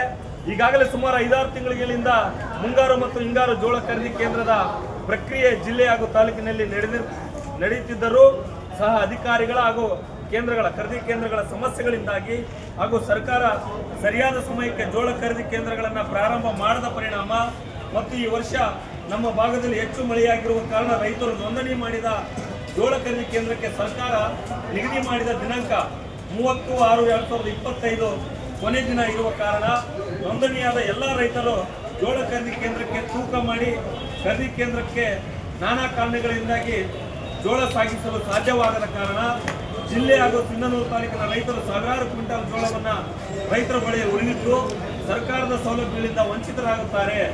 ಒಂದು ವೇಳೆ 30/6/2025ರಂದೇ ಜೋಳ ಖರೀದಿ ಕೇಂದ್ರವನ್ನು ಮುಚ್ಚಿದ್ದಲ್ಲಿ ಸಾವಿರಾರು ರೈತರು ಕಷ್ಟಪಟ್ಟು ಬೆಳೆದ ಜೋಳವನ್ನು ಮಧ್ಯವರ್ತಿಗಳಿಗೆ, ದಲ್ಲಾಳಿಗಳಿಗೆ ಖಾಸಗಿಯಾಗಿ ಮಾರಿ ತೀರಾ ದುಸ್ಥಿತಿಗೆ ಜಾರಲಿದ್ದಾರೆ. ಹಾಗಾಗಿ ಈ ಮೇಲಿನ ಎಲ್ಲ ಅಂಶಗಳನ್ನು ಸೂಕ್ಷ್ಮ ರೀತಿಯಲ್ಲಿ ಪರಿಗಣಿಸಿ ರೈತರ ಜೋಳ ಖರೀದಿಗೆ ಈಗಾಗಲೇ ನೀಡಿದ ಗಡುವಿನ ದಿನಾಂಕಕ್ಕಿಂತ ಇನ್ನೂ 15 ದಿನಗಳವರೆಗೆ ದಿನಾಂಕವನ್ನು ವಿಸ್ತರಣೆ ಮಾಡಿ, ಅಂದರೆ 15/7/2025ರವರೆಗೆ ಈ ದಿನಾಂಕವನ್ನು ಜೋಳ ಖರೀದಿ ಕೇಂದ್ರದ ದಿನಾಂಕವನ್ನು ವಿಸ್ತರಣೆ ಮಾಡಬೇಕು. ಈ ವಿಸ್ತರಣೆ ಮುಖಾಂತರ ಜಿಲ್ಲೆಯ ಮತ್ತು ತಾಲೂಕಿನ ಸಾವಿರಾರು ರೈತರಿಗೆ ಅನುಕೂಲ ಮಾಡಿಕೊಡಬೇಕು ಅನ್ನುವಂಥ ಒಂದು ಮನವಿ ಪತ್ರವನ್ನು ಮಾಡ್ತಾ ಇದ್ದೀವಿ. ಇನ್ನೊಂದು ವಿಷಯ ಏನು ಅಂತ ಹೇಳಿದ್ರೆ, ಸರ್ಕಾರದ ಹಲವಾರು ನೀತಿಗಳು, ಒಂದ್ಸರಿ 20 ಕ್ವಿಂಟಲ್ ಅಂತಾರೆ, ಒಂದ್ಸರಿ 15 ಕ್ವಿಂಟಲ್ ಅಂತಾರೆ, ಒಂದ್ಸತಿ ಜೋಳನ್ನ ಸಾಣಿಗೆ ಹಾಕ್ತೀನಿ ಅಂತಾರೆ, ಒಂದ್ಸತಿ ಸರಿ ಇಲ್ಲ ಅಂತಾರೆ.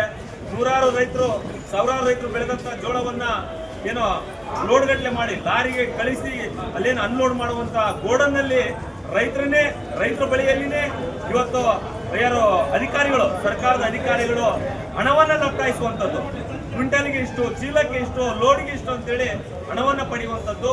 ಆಮೇಲೆ ಸರ್ಕಾರದ ದ್ವಂದ್ವ ನೀತಿ ಹೇಗಿದೆ ಅಂತಂದ್ರೆ, ಮಳೆಗಾಲ ಆರಂಭ ಆಗ್ತಾ ಇದೆ, ಈಗ ಮಳೆಗಾಲ ಆರಂಭ ಆಗ್ತಾ ಇದೆ, ಇನ್ನೂ ಕೂಡ ರೈತರ ಜೋಳ ಖರೀದಿ ಕೇಂದ್ರ ಅನ್ನುವಂಥದ್ದು ಮುಕ್ತಾಯ ಆಗಿಲ್ಲ. ಅದು ಪ್ರಾರಂಭ ಪ್ರಕ್ರಿಯೆ ಯಾವಾಗ ಆಗಿತ್ತು ಅಂತಂದ್ರೆ ಜನವರಿಯಲ್ಲಿ ಆಗುವಂತ ಪ್ರಾರಂಭ ಪ್ರಕ್ರಿಯೆ, ಆ ಆದೇಶ ಮಾತ್ರ ಜನವರಿಯಲ್ಲಿ ಆಗುತ್ತೆ. ಆದ್ರೆ ಆ ಆದೇಶಕ್ಕೆ ತಕ್ಕಂಗೆ ಜೋಳ ಖರೀದಿ ಕೇಂದ್ರದ ಪ್ರಕ್ರಿಯೆಯನ್ನ ಮಾರ್ಚ್ ಅಲ್ಲಿ, ಏಪ್ರಿಲ್ ಅಲ್ಲಿ, ಜೂನ್ ನಲ್ಲಿ ಮಾಡುವಂತ ಕೆಟ್ಟ ಚಾಳಿಯನ್ನು ಅಧಿಕಾರಿಗಳು ಹೊಂದಿದ್ದಾರೆ. ಆದೇಶ ಆದ ತಕ್ಷಣವೇ ಜೋಳ ಖರೀದಿ ಕೇಂದ್ರದ ಪ್ರಕ್ರಿಯೆಯನ್ನ ಶುರು ಮಾಡಿದಾಗ ರೈತರಿಗೆ ಯಾವುದೇ ಮೋಸ ಅನ್ನುವಂಥದ್ದು, ಯಾವುದೇ ಅನ್ಯಾಯ ಅನ್ನುವಂಥದ್ದು, ರೈತರು ಕಷ್ಟಪಟ್ಟು ಬೆಳೆದ ಜೋಳ ಅನ್ನುವಂಥದ್ದು ಉಳಿದುಕೊಳ್ಳೋದಿಲ್ಲ. ಮತ್ತೆ ಅದು ಏನದು ಹಾಳಾಗುವಂಥದ್ದು, ನುಸಿ ಹತ್ತುವಂಥದ್ದು, ಜೀಡಿ ಹತ್ತುವಂಥದ್ದು, ಮಳೆಗೆ ಕೊಳೆತು ಹೋಗುವಂಥದ್ದು ಕೂಡ ನಿಲ್ಲುತ್ತೆ ಅನ್ನುವಂಥದ್ದು ಈ ಮೂಲಕ ನಾವು ಮನವಿ ಮಾಡ್ತಾ ಇದ್ದೀವಿ. ಈಗ ಮಾನ್ಯ ನಮ್ಮ ಈಗ ಶರಣಪ್ಪ ಬೇರಿಗೆ ಅವರು ಕೂಡ ಜೋಳ ಖರೀದಿ ಕೇಂದ್ರ ಕೇವಲ ಜೋಳ ಅಂತ ಅಲ್ಲ, ಸಿಂಧನೂರು ತಾಲೂಕಿನಲ್ಲಿ ವಿಶೇಷವಾಗಿ ತೊಗರೆ ಬೆಳೀತಾರೆ, ಭತ್ತ ಬೆಳೀತಾರೆ, ಜೋಳ ಬೆಳೀತಾರೆ. ಹೀಗೆ ಬೇರೆ ಬೇರೆ ಪದಾರ್ಥ, ಆಹಾರ ಪದಾರ್ಥಗಳನ್ನು ಬೆಳೆದ್ರೂ ಕೂಡ ಸರ್ಕಾರ ಅದೇನಂತಾರಲ್ಲ, ದೇವರು ಕೊಟ್ಟರು ಕೂಡ ಪೂಜಾರಿ ಕೊಡಲಿಲ್ಲ ಅನ್ನುವಂತೆ ಸರ್ಕಾರ ಏನೋ ಆದೇಶ ಮಾಡಿಬಿಡುತ್ತೆ. ಆ ಆದೇಶಕ್ಕೆ ತಕ್ಕಂಗೆ ಯಾವ ಅಧಿಕಾರಿಗಳು ಕೂಡ ಸರಿಯಾದಂಥ ನಿಯಮಗಳನ್ನು ಪಾಲನೆ ಮಾಡದೇ ಇರುವಂಥದ್ದು, ರೈತರಿಗೆ ಕಿರುಕುಳ ಕೊಡುವಂಥದ್ದು, ರೈತರಿಗೆ ಮೇಲೆ ದಬ್ಬಾಳಿಕೆ ಮಾಡುವಂಥದ್ದು ಕೂಡ ಆಗ್ತಾ ಇದೆ. ಈ ಎಲ್ಲ ವಿಚಾರವನ್ನ ನಾವು ಮನಗಂಡು ಎಲ್ಲ ಅಂಶಗಳನ್ನ ಬರೆದು ಮುಖ್ಯಮಂತ್ರಿಗಳಿಗೆ, ಸಿದ್ದರಾಮಯ್ಯ ಮಾನ್ಯ ಮುಖ್ಯಮಂತ್ರಿಗಳು, ಕರ್ನಾಟಕ ಸರ್ಕಾರ ಇವರಿಗೆ ಮನವಿಯನ್ನು ಮಾಡ್ತಾ ಇದ್ದೀವಿ. ಇನ್ನು ಹೆಚ್ಚಿನ ವಿಚಾರಗಳನ್ನ ನಮ್ಮ ಶರಣಪ್ಪ ಅವರು ಒಂದೆರಡು ಅನಿಸಿಕೆಗಳನ್ನು ವ್ಯಕ್ತಪಡಿಸಬೇಕು ವಿನಂತಿ ಮಾಡ್ತಾ ಇದ್ದೀವಿ. ರೈತರನ್ನಪ್ಪ ನೀವು ಬನ್ನಿ, ಮತ್ತೆ ರೈತರು ಈ 15 ದಿನ, ಈ ತಿಂಗಳು 2 ತಿಂಗಳು ಅಂತ ಗಡುವು ಕೊಡುವಂಥ ಅನುಸಾರ ನೀತಿ ಪದ್ಧತಿ ಸರಿಯಲ್ಲ. ಯಾಕಂತಂದ್ರೆ ರೈತರು ಬೆಳೆದಂಥ ಬೆಳೆಗಳನ್ನು ಈಗಾಗಲೇ 5-6 ತಿಂಗಳು ಹಿಂದ್ಗಡೆ ಖರೀದಿ ಮಾಡಬೇಕಾಗಿದೆ. ಆದರೆ ಈ ಖರೀದಿ ಕೇಂದ್ರಗಳ ಅಧಿಕಾರಿಗಳ ಮತ್ತು ಇಲ್ಲಿನ ಜನಪ್ರತಿನಿಧಿಗಳ ನಿರ್ಲಕ್ಷ್ಯ ಧೋರಣೆಯಿಂದ ಈ 5 ತಿಂಗಳು ಅವನ್ನ ಸ್ಟಾಕ್ ಮಾಡಿಕೊಂಡು ಈ ಅಂತ ಯಾವ ರೀತಿ ಅನ್ಯಾಯ ಮಾಡ್ತಾ ಇದ್ದಾರೆ ಅಧಿಕಾರಿಗಳು ಹೇಳೋದು ಯಾರಿಗೆ ಹೇಳಬೇಕು? ನೀತಿ ರೈತರಿಗೆ ಆಗುವಂಥ ಅನ್ಯಾಯಗಳನ್ನ ನ್ಯೂಸ್ ಸಂಗಮಕ್ಕಾಗಿ ವಂಶಿಹಾನಿ, ಕುಶಾಲನಗರ. ಕ್ಯಾರ್ಪೇಟೆ ತಾಲೂಕಿನ ರೈತರ ಜೀವನಾಡಿಯಾಗಿರುವ ಹೇಮಗಿರಿ ಸಕ್ಕರೆ ಕಾರ್ಖಾನೆಯಲ್ಲಿ ಕಬ್ಬು ಅರೆಯುವ ಕಾರ್ಯಕ್ಕೆ ಶಾಸ್ತ್ರೋಕ್ತವಾಗಿ ಚಾಲನೆ ನೀಡಲಾಯಿತು. ಕೆಆರ್ಪೇಟೆ ತಾಲೂಕಿನ ರೈತರ ಜೀವನಾಡಿಯಾಗಿರುವ ಮಾಕವಳ್ಳಿಯ Hemagiri sugars and renewables private limited ಸಕ್ಕರೆ ಕಾರ್ಖಾನೆಯಲ್ಲಿ ಕಬ್ಬು ಅರೆಯುವ ಕಾರ್ಯಕ್ಕೆ ಕಾರ್ಖಾನೆ ಅಧ್ಯಕ್ಷ ವಿಜೆ ರವಿರೆಡ್ಡಿ ಅವರು ದುರ್ಗಾ ಹೋಮದೊಂದಿಗೆ ಶಾಸ್ತ್ರೋಕ್ತವಾಗಿ ಪೂಜಾ ಕಾರ್ಯಕ್ರಮವನ್ನು ನೆರವೇರಿಸಿ ಚಾಲನೆ ನೀಡಿದರು. ಪ್ರಸಕ್ತ ಕಬ್ಬು ಹಂಗಾಮಿನಲ್ಲಿ ಸಕ್ಕರೆ ಕಾರ್ಖಾನೆಯು 8 ಲಕ್ಷ ಟನ್ ಕಬ್ಬು ಅರೆಯುವ ಗುರಿಯನ್ನು ಹೊಂದಿದ್ದು, ತಾಲೂಕಿನಲ್ಲಿ ಕಬ್ಬಿನ ಕೊರತೆ ಇರುವುದರಿಂದ ಕಬ್ಬನ್ನು ಅಭಿವೃದ್ಧಿಪಡಿಸುವ ಸಲುವಾಗಿ ಹಾಗೂ ಕಬ್ಬಿನ ಇಳುವರಿಯನ್ನು ಹೆಚ್ಚಿಸಲು ಕಾರ್ಖಾನೆಯು ಅನೇಕ ಕಬ್ಬು ಅಭಿವೃದ್ಧಿ ಕಾರ್ಯಕ್ರಮಗಳನ್ನು ಜಾರಿಗೊಳಿಸಲಾಗಿದೆ. ಪ್ರಸ್ತುತ ನಾಟಿ ಸಾಲಿಗೆ ಈ ಕೆಳಕಂಡ ಕಬ್ಬು ಅಭಿವೃದ್ಧಿ ಕಾರ್ಯಕ್ರಮಗಳನ್ನು ಹಮ್ಮಿಕೊಳ್ಳಲಾಗಿದೆ ಎಂದು ತಿಳಿಸಿದರು. ಅಕ್ಟೋಬರ್ ತಿಂಗಳ ಅಂತ್ಯದವರೆಗೂ ಮುಂಗಾರು ಹಂಗಾಮಿನಲ್ಲಿ ಉತ್ತಮ ಇಳುವರಿ ನೀಡುವ ತಳಿಗಳ ಬಿತ್ತನೆ ಬೀಜವನ್ನು ಸಾಲದ ರೂಪದಲ್ಲಿ 2,500 ಎಕರೆಗೆ ವಿತರಿಸಲಾಗುತ್ತಿದೆ. ಉತ್ತಮ ಇಳುವರಿ ನೀಡುವ ತಳಿಗಳ 1 ಕಣಿನ ಸಸಿಗಳನ್ನು ಸಾಲದ ರೂಪದಲ್ಲಿ ಸುಮಾರು 500 ಎಕರೆಗೆ ವಿತರಿಸಲಾಗುತ್ತಿದೆ. ಬಿತ್ತನೆ ಸಸಿ ಮಡಿಗಳನ್ನು ಅಭಿವೃದ್ಧಿಪಡಿಸಲು 300 ಎಕರೆಗೆ ಉಚಿತವಾಗಿ ಬಿತ್ತನೆ ಬೀಜವನ್ನು ವಿತರಿಸಲಾಗುತ್ತಿದೆ. ಕಾರ್ಖಾನೆಗೆ ಕಬ್ಬು ಸರಬರಾಜು ಸುಗಮವಾಗಿ ಸಾಗಲು ಅನುಕೂಲವಾಗುವಂತೆ 2,500ಕ್ಕೂ ಹೆಚ್ಚಿನ ಕಬ್ಬು ಕಟಾವು ಮಾಡುವ ಕೃಷಿ ಕೂಲಿ ಕಾರ್ಮಿಕರನ್ನ ಬಳ್ಳಾರಿ ಜಿಲ್ಲೆಯಿಂದ ಸುಮಾರು 4 ಕೋಟಿ ರು ಮುಂಗಡ ಹಣ ನೀಡಿ ಕರೆತರಲಾಗುತ್ತಿದೆ ಎಂದರು. ಪೂಜಾ ಕಾರ್ಯಕ್ರಮದಲ್ಲಿ ಕಾರ್ಖಾನೆಯ ಹಿರಿಯ ಅಧಿಕಾರಿಗಳಾದ ಮೇಯನ್ ಅಶೋಕ್ ಕುಮಾರ್, ಕೆ ಬಾಬುರಾಜ್, ಆರ್ವಿ ಕುಮಾರ್, ಮೋಹನ್, ರವಿಚಂದ್ರನ್, ದತ್ತಾತ್ರೇಯ ಹಾಗೂ ಚಾಮುಂಡೇಶ್ವರಿ ಶುಗರ್ಸ್ ಲಿಮಿಟೆಡ್ನ ಅಧ್ಯಕ್ಷರಾದ ನಾಚಿಯಪ್ಪನ್, ಮುಖ್ಯ ಹಣಕಾಸು ಅಧಿಕಾರಿಯಾದ N Srinivasan, chief general manager Poornaswamy, Hemavathi ಸಕ್ಕರೆ ಕಾರ್ಖಾನೆಯ ಕಬ್ಬು ವಿಭಾಗದ ಅಧಿಕಾರಿ ದೇವೇಗೌಡ, ಕಾರ್ಖಾನೆ ಆಡಳಿತ ಹಾಗೂ ಸಿಬ್ಬಂದಿ ವರ್ಗದವರು, ಕೆಆರ್ಪೇಟೆ ತಾಲೂಕು ಹಾಗೂ ನಾಗಮಂಗಲ ತಾಲೂಕಿನ ರೈತ ಬಾಂಧವರು, ಕಬ್ಬು ಬೆಳೆಗಾರರ ಸಂಘದ ಅಧ್ಯಕ್ಷರಾದ ಕಾರಿಗನಹಳ್ಳಿ ಕುಮಾರ್, ಕಾರ್ಯದರ್ಶಿ ಬೋರಪುರ ಮಂಜುನಾಥ್, ಖಜಾಂಚಿ ವಡಕಹಳ್ಳಿ ಮಂಜೇಗೌಡ ಸೇರಿದಂತೆ ಪದಾಧಿಕಾರಿಗಳು ಹಾಗೂ ಲಾರಿಗಳು ಮತ್ತು ಟ್ರ್ಯಾಕ್ಟರ್ ಮಾಲೀಕರ ಸಂಘದ ಪದಾಧಿಕಾರಿಗಳು ಹಾಗೂ ಕಬ್ಬು ವಿಭಾಗಗಳ ಸಿಬ್ಬಂದಿ ವರ್ಗದವರು ಭಾಗವಹಿಸಿದ್ದರು.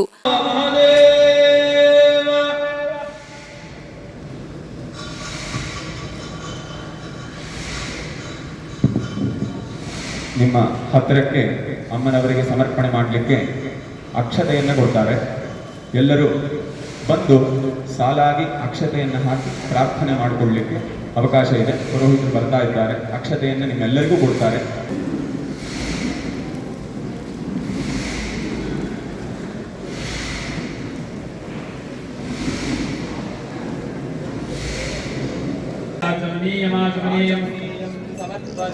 नैवेद्यार्थे ओम भूर्भुवस्वः प्रोक्ष्य अपवित्रः पवित्रो वा दर्भावस्थानमसिद्धो विस्मः ओम प्राणाय स्वाहा अपानाय स्वाहा व्यानाय स्वाहा उदानाय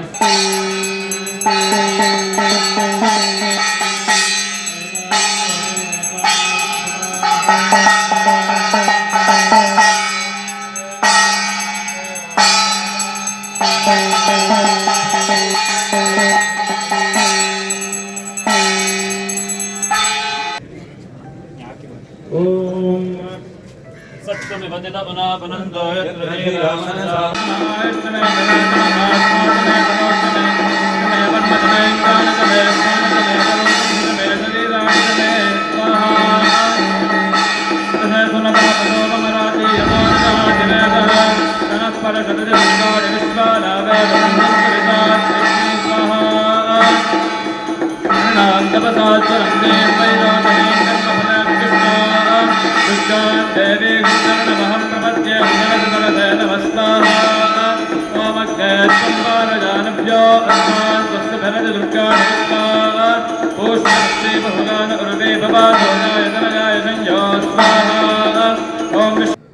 ಇದು ಈ ಫ್ಯಾಕ್ಟ್ರಿ ಬಂದಾಗ KSPCB ನಾರ್ಮ್ಸ್ ಏನಿದೋ ಅದ್ರ ಪ್ರಕಾರ ಎಲ್ಲ ಫಾಲೋ ಮಾಡಿಕೊಂಡು ಚೆನ್ನಾಗಿ ಆಪರೇಟ್ ಮಾಡ್ಕೊಂಡು ಹೋಗ್ತಾ ಇದೆ ಎಂಬುದನ್ನು ಸ್ಥಿರವಾಗಿ ನಾನು ಹೇಳ್ತಾ ಇದ್ದೀನಿ, ಅದೇನು ಡೌಟೇ ಇಲ್ಲ. ಸೊ ಹಂಗಾಗಿ ನಾವು ಏನು ಹಾಳಾಗೋದಕ್ಕೆ ಚಾನ್ಸಸ್ಸೇ ಇಲ್ಲ. ಮತ್ತು ಇನ್ನೊಂದು ಈ ಫ್ಯಾಕ್ಟ್ರಿ ಬಗ್ಗೆ ನಾನು ಸ್ವಲ್ಪ ಹೆಮ್ಮೆಯಾಗಿ ಹೇಳ್ಬೇಕಾದ್ರೆ 21ಗೆ ಈ ಫ್ಯಾಕ್ಟ್ರಿ ಇದೇ ಕೋಜನರೇಷನ್ ಪ್ಲಾಂಟ್ಗೆ ಫಸ್ಟ್ ಪ್ರೈಸ್ ಕೊಟ್ಟಿದ್ದಾರೆ ಸಿಸ್ಟಾ ಆರ್ಗನೈಸೇಷನ್. 22-23ಗೆ technical efficiency award for sugar plant 2ನೇ ಪ್ಲೇಸ್ ಕೊಟ್ಟಿದ್ದಾರೆ. ತಿರ್ಗಾ 23-24ಗೆ ಇದೇ ಶುಗರ್ ಫ್ಯಾಕ್ಟ್ರಿಗೆ ಫಸ್ಟ್ ಪ್ರೈಸ್ ಕೊಟ್ಟಿದ್ದಾರೆ ಟೆಕ್ನಿಕಲ್ ಎಫಿಷಿಯನ್ಸಿಗೆ. ಮತ್ತೆ ಕೋಜನರೇಷನ್ಗೆ ಸಿಸ್ಟರ್ದವರು ಬೆಸ್ಟ್ ಕೋಜನರೇಷನ್ ಪ್ಲಾಂಟ್ ಅವಾರ್ಡು ಕೊಟ್ಟಿದ್ದಾರೆ. ಇಷ್ಟ ಅವಾರ್ಡ್ಸ್ ಅಂದರೆ ಈ 4-5 ವರ್ಷದಿಂದ ತಗೊಳ್ತಾನೆ ಬರ್ತದೆ, ವರ್ಷಕ್ಕೆ ತಗೊಳ್ತಾನೆ ಇರ್ತದೆ. ಸೊ ಮುಂದೆ ಕೂಡ ಅದೇ ಥರ ಕಾರ್ಮಿಕರೆಲ್ಲರೂ ಇದು ಕೋಆಪ್ರೇಟ್ ಮಾಡಿಕೊಂಡು ಇನ್ನೂ ಮುಂದೆ ಜಾಸ್ತಿ ಅಚೀವ್ ಮಾಡಿಕೊಂಡು ಹೋಗಬೇಕು. ಅದೇ ಥರ KN ಡಿಪಾರ್ಟ್ಮೆಂಟ್ ಮುಂದೆ 2007-8 KN ಡಿಪಾರ್ಟ್ಮೆಂಟದವರು ಅವಾರ್ಡ್ ತಗೊಂಡಿದ್ದಾರೆ, ಬೆಸ್ಟ್ KN ಡೆವಲಪ್ಮೆಂಟ್ ಅವಾರ್ಡ್ ತಗೊಂಡಿದ್ದಾರೆ. ಸೊ ನನ್ನ ಇದು ಬಂದು ಅವರು ಈ ವರ್ಷಕ್ಕೂ ಇಲ್ಲ ಮುಂದಿನ ವರ್ಷಕ್ಕೂ ಅವಾರ್ಡ್ ತಿರ್ಗಿ ತೊಗೊಳೋದಕ್ಕೆ ಏನು ಮಾಡಬೇಕು ಅದಕ್ಕೆ ಅವ್ರ ಮುಂದೆ ಇಟ್ಕೊಂಡು ಅದು ಮಾಡಬೇಕಂತ ನಾನು ಆಶಿಸ್ತಾ ಇದ್ದೀನಿ. ಫೈನಲಿ ಬಂದು ಈ ಫ್ಯಾಕ್ಟ್ರಿ ಬೆಳಿಬೇಕಾದ್ರೆ ಇದಕ್ಕೆ ಏನೋ ಒಂದು ಅಭಿವೃದ್ಧಿ ಆಗಬೇಕು. ಸುಮ್ಮನೆ ಚಕ್ರ ಫ್ಯಾಕ್ಟ್ರಿ ಮಾತ್ರ ಮಾಡಿ ಲಾಭ ಇರೋದಿಲ್ಲ, ಇದು ಮುಂದೆ ನಡ್ಕೊಂಡು ಹೋಗೋಕ್ಕಾಗಲ್ಲ. ಈಗ ಮುಂದಿನ ಮ್ಯಾನೇಜ್ಮೆಂಟ್ ಆಗಲ್ಲ ಬಿಟ್ಬಿಟ್ಟಿದ್ದಾರೆ, ಈ ಮ್ಯಾನೇಜ್ಮೆಂಟ್ ಬಂದಿದ್ದಾರೆ, ಇವ್ರು ಏನೋ ಒಂದು ಆಸೆ ಇಟ್ಕೊಂಡು ಬಂದಿರ್ತಾರೆ. ಅದನ್ನು ನಾವು ಎಲ್ಲರೂ ಸಪೋರ್ಟ್ ಕೊಟ್ಟು ಈ ಫ್ಯಾಕ್ಟ್ರಿ ಬೆಳೆಯೋ ಥರ ಮಾಡಿದರೆ ನಿಮ್ಮೆಲ್ಲರಿಗೂ ಅನುಕೂಲ ಆಗ್ತದೆ. ನಾವು ಪೊಲ್ಯೂಷನ್ ಬೋರ್ಡ್ ನಾರ್ಮ್ಸ್ ಪ್ರಕಾರ ಏನು ಮೈಂಟೈನ್ ಮಾಡ್ಕೊಂಡು ಹೋಗಬೇಕು, ಅದಕ್ಕೆ ಯಾವ ಥರ ನಾವು ಎಕ್ವಿಪ್ಮೆಂಟ್ಸ್ ಹಾಕೋಬೇಕು ನಾವು ಹಾಕ್ಕೊಂಡು ಮೈಂಟೈನ್ ಮಾಡ್ಕೊಂಡು ಹೋಗೋದು ನಮ್ಮ ಜವಾಬ್ದಾರಿ.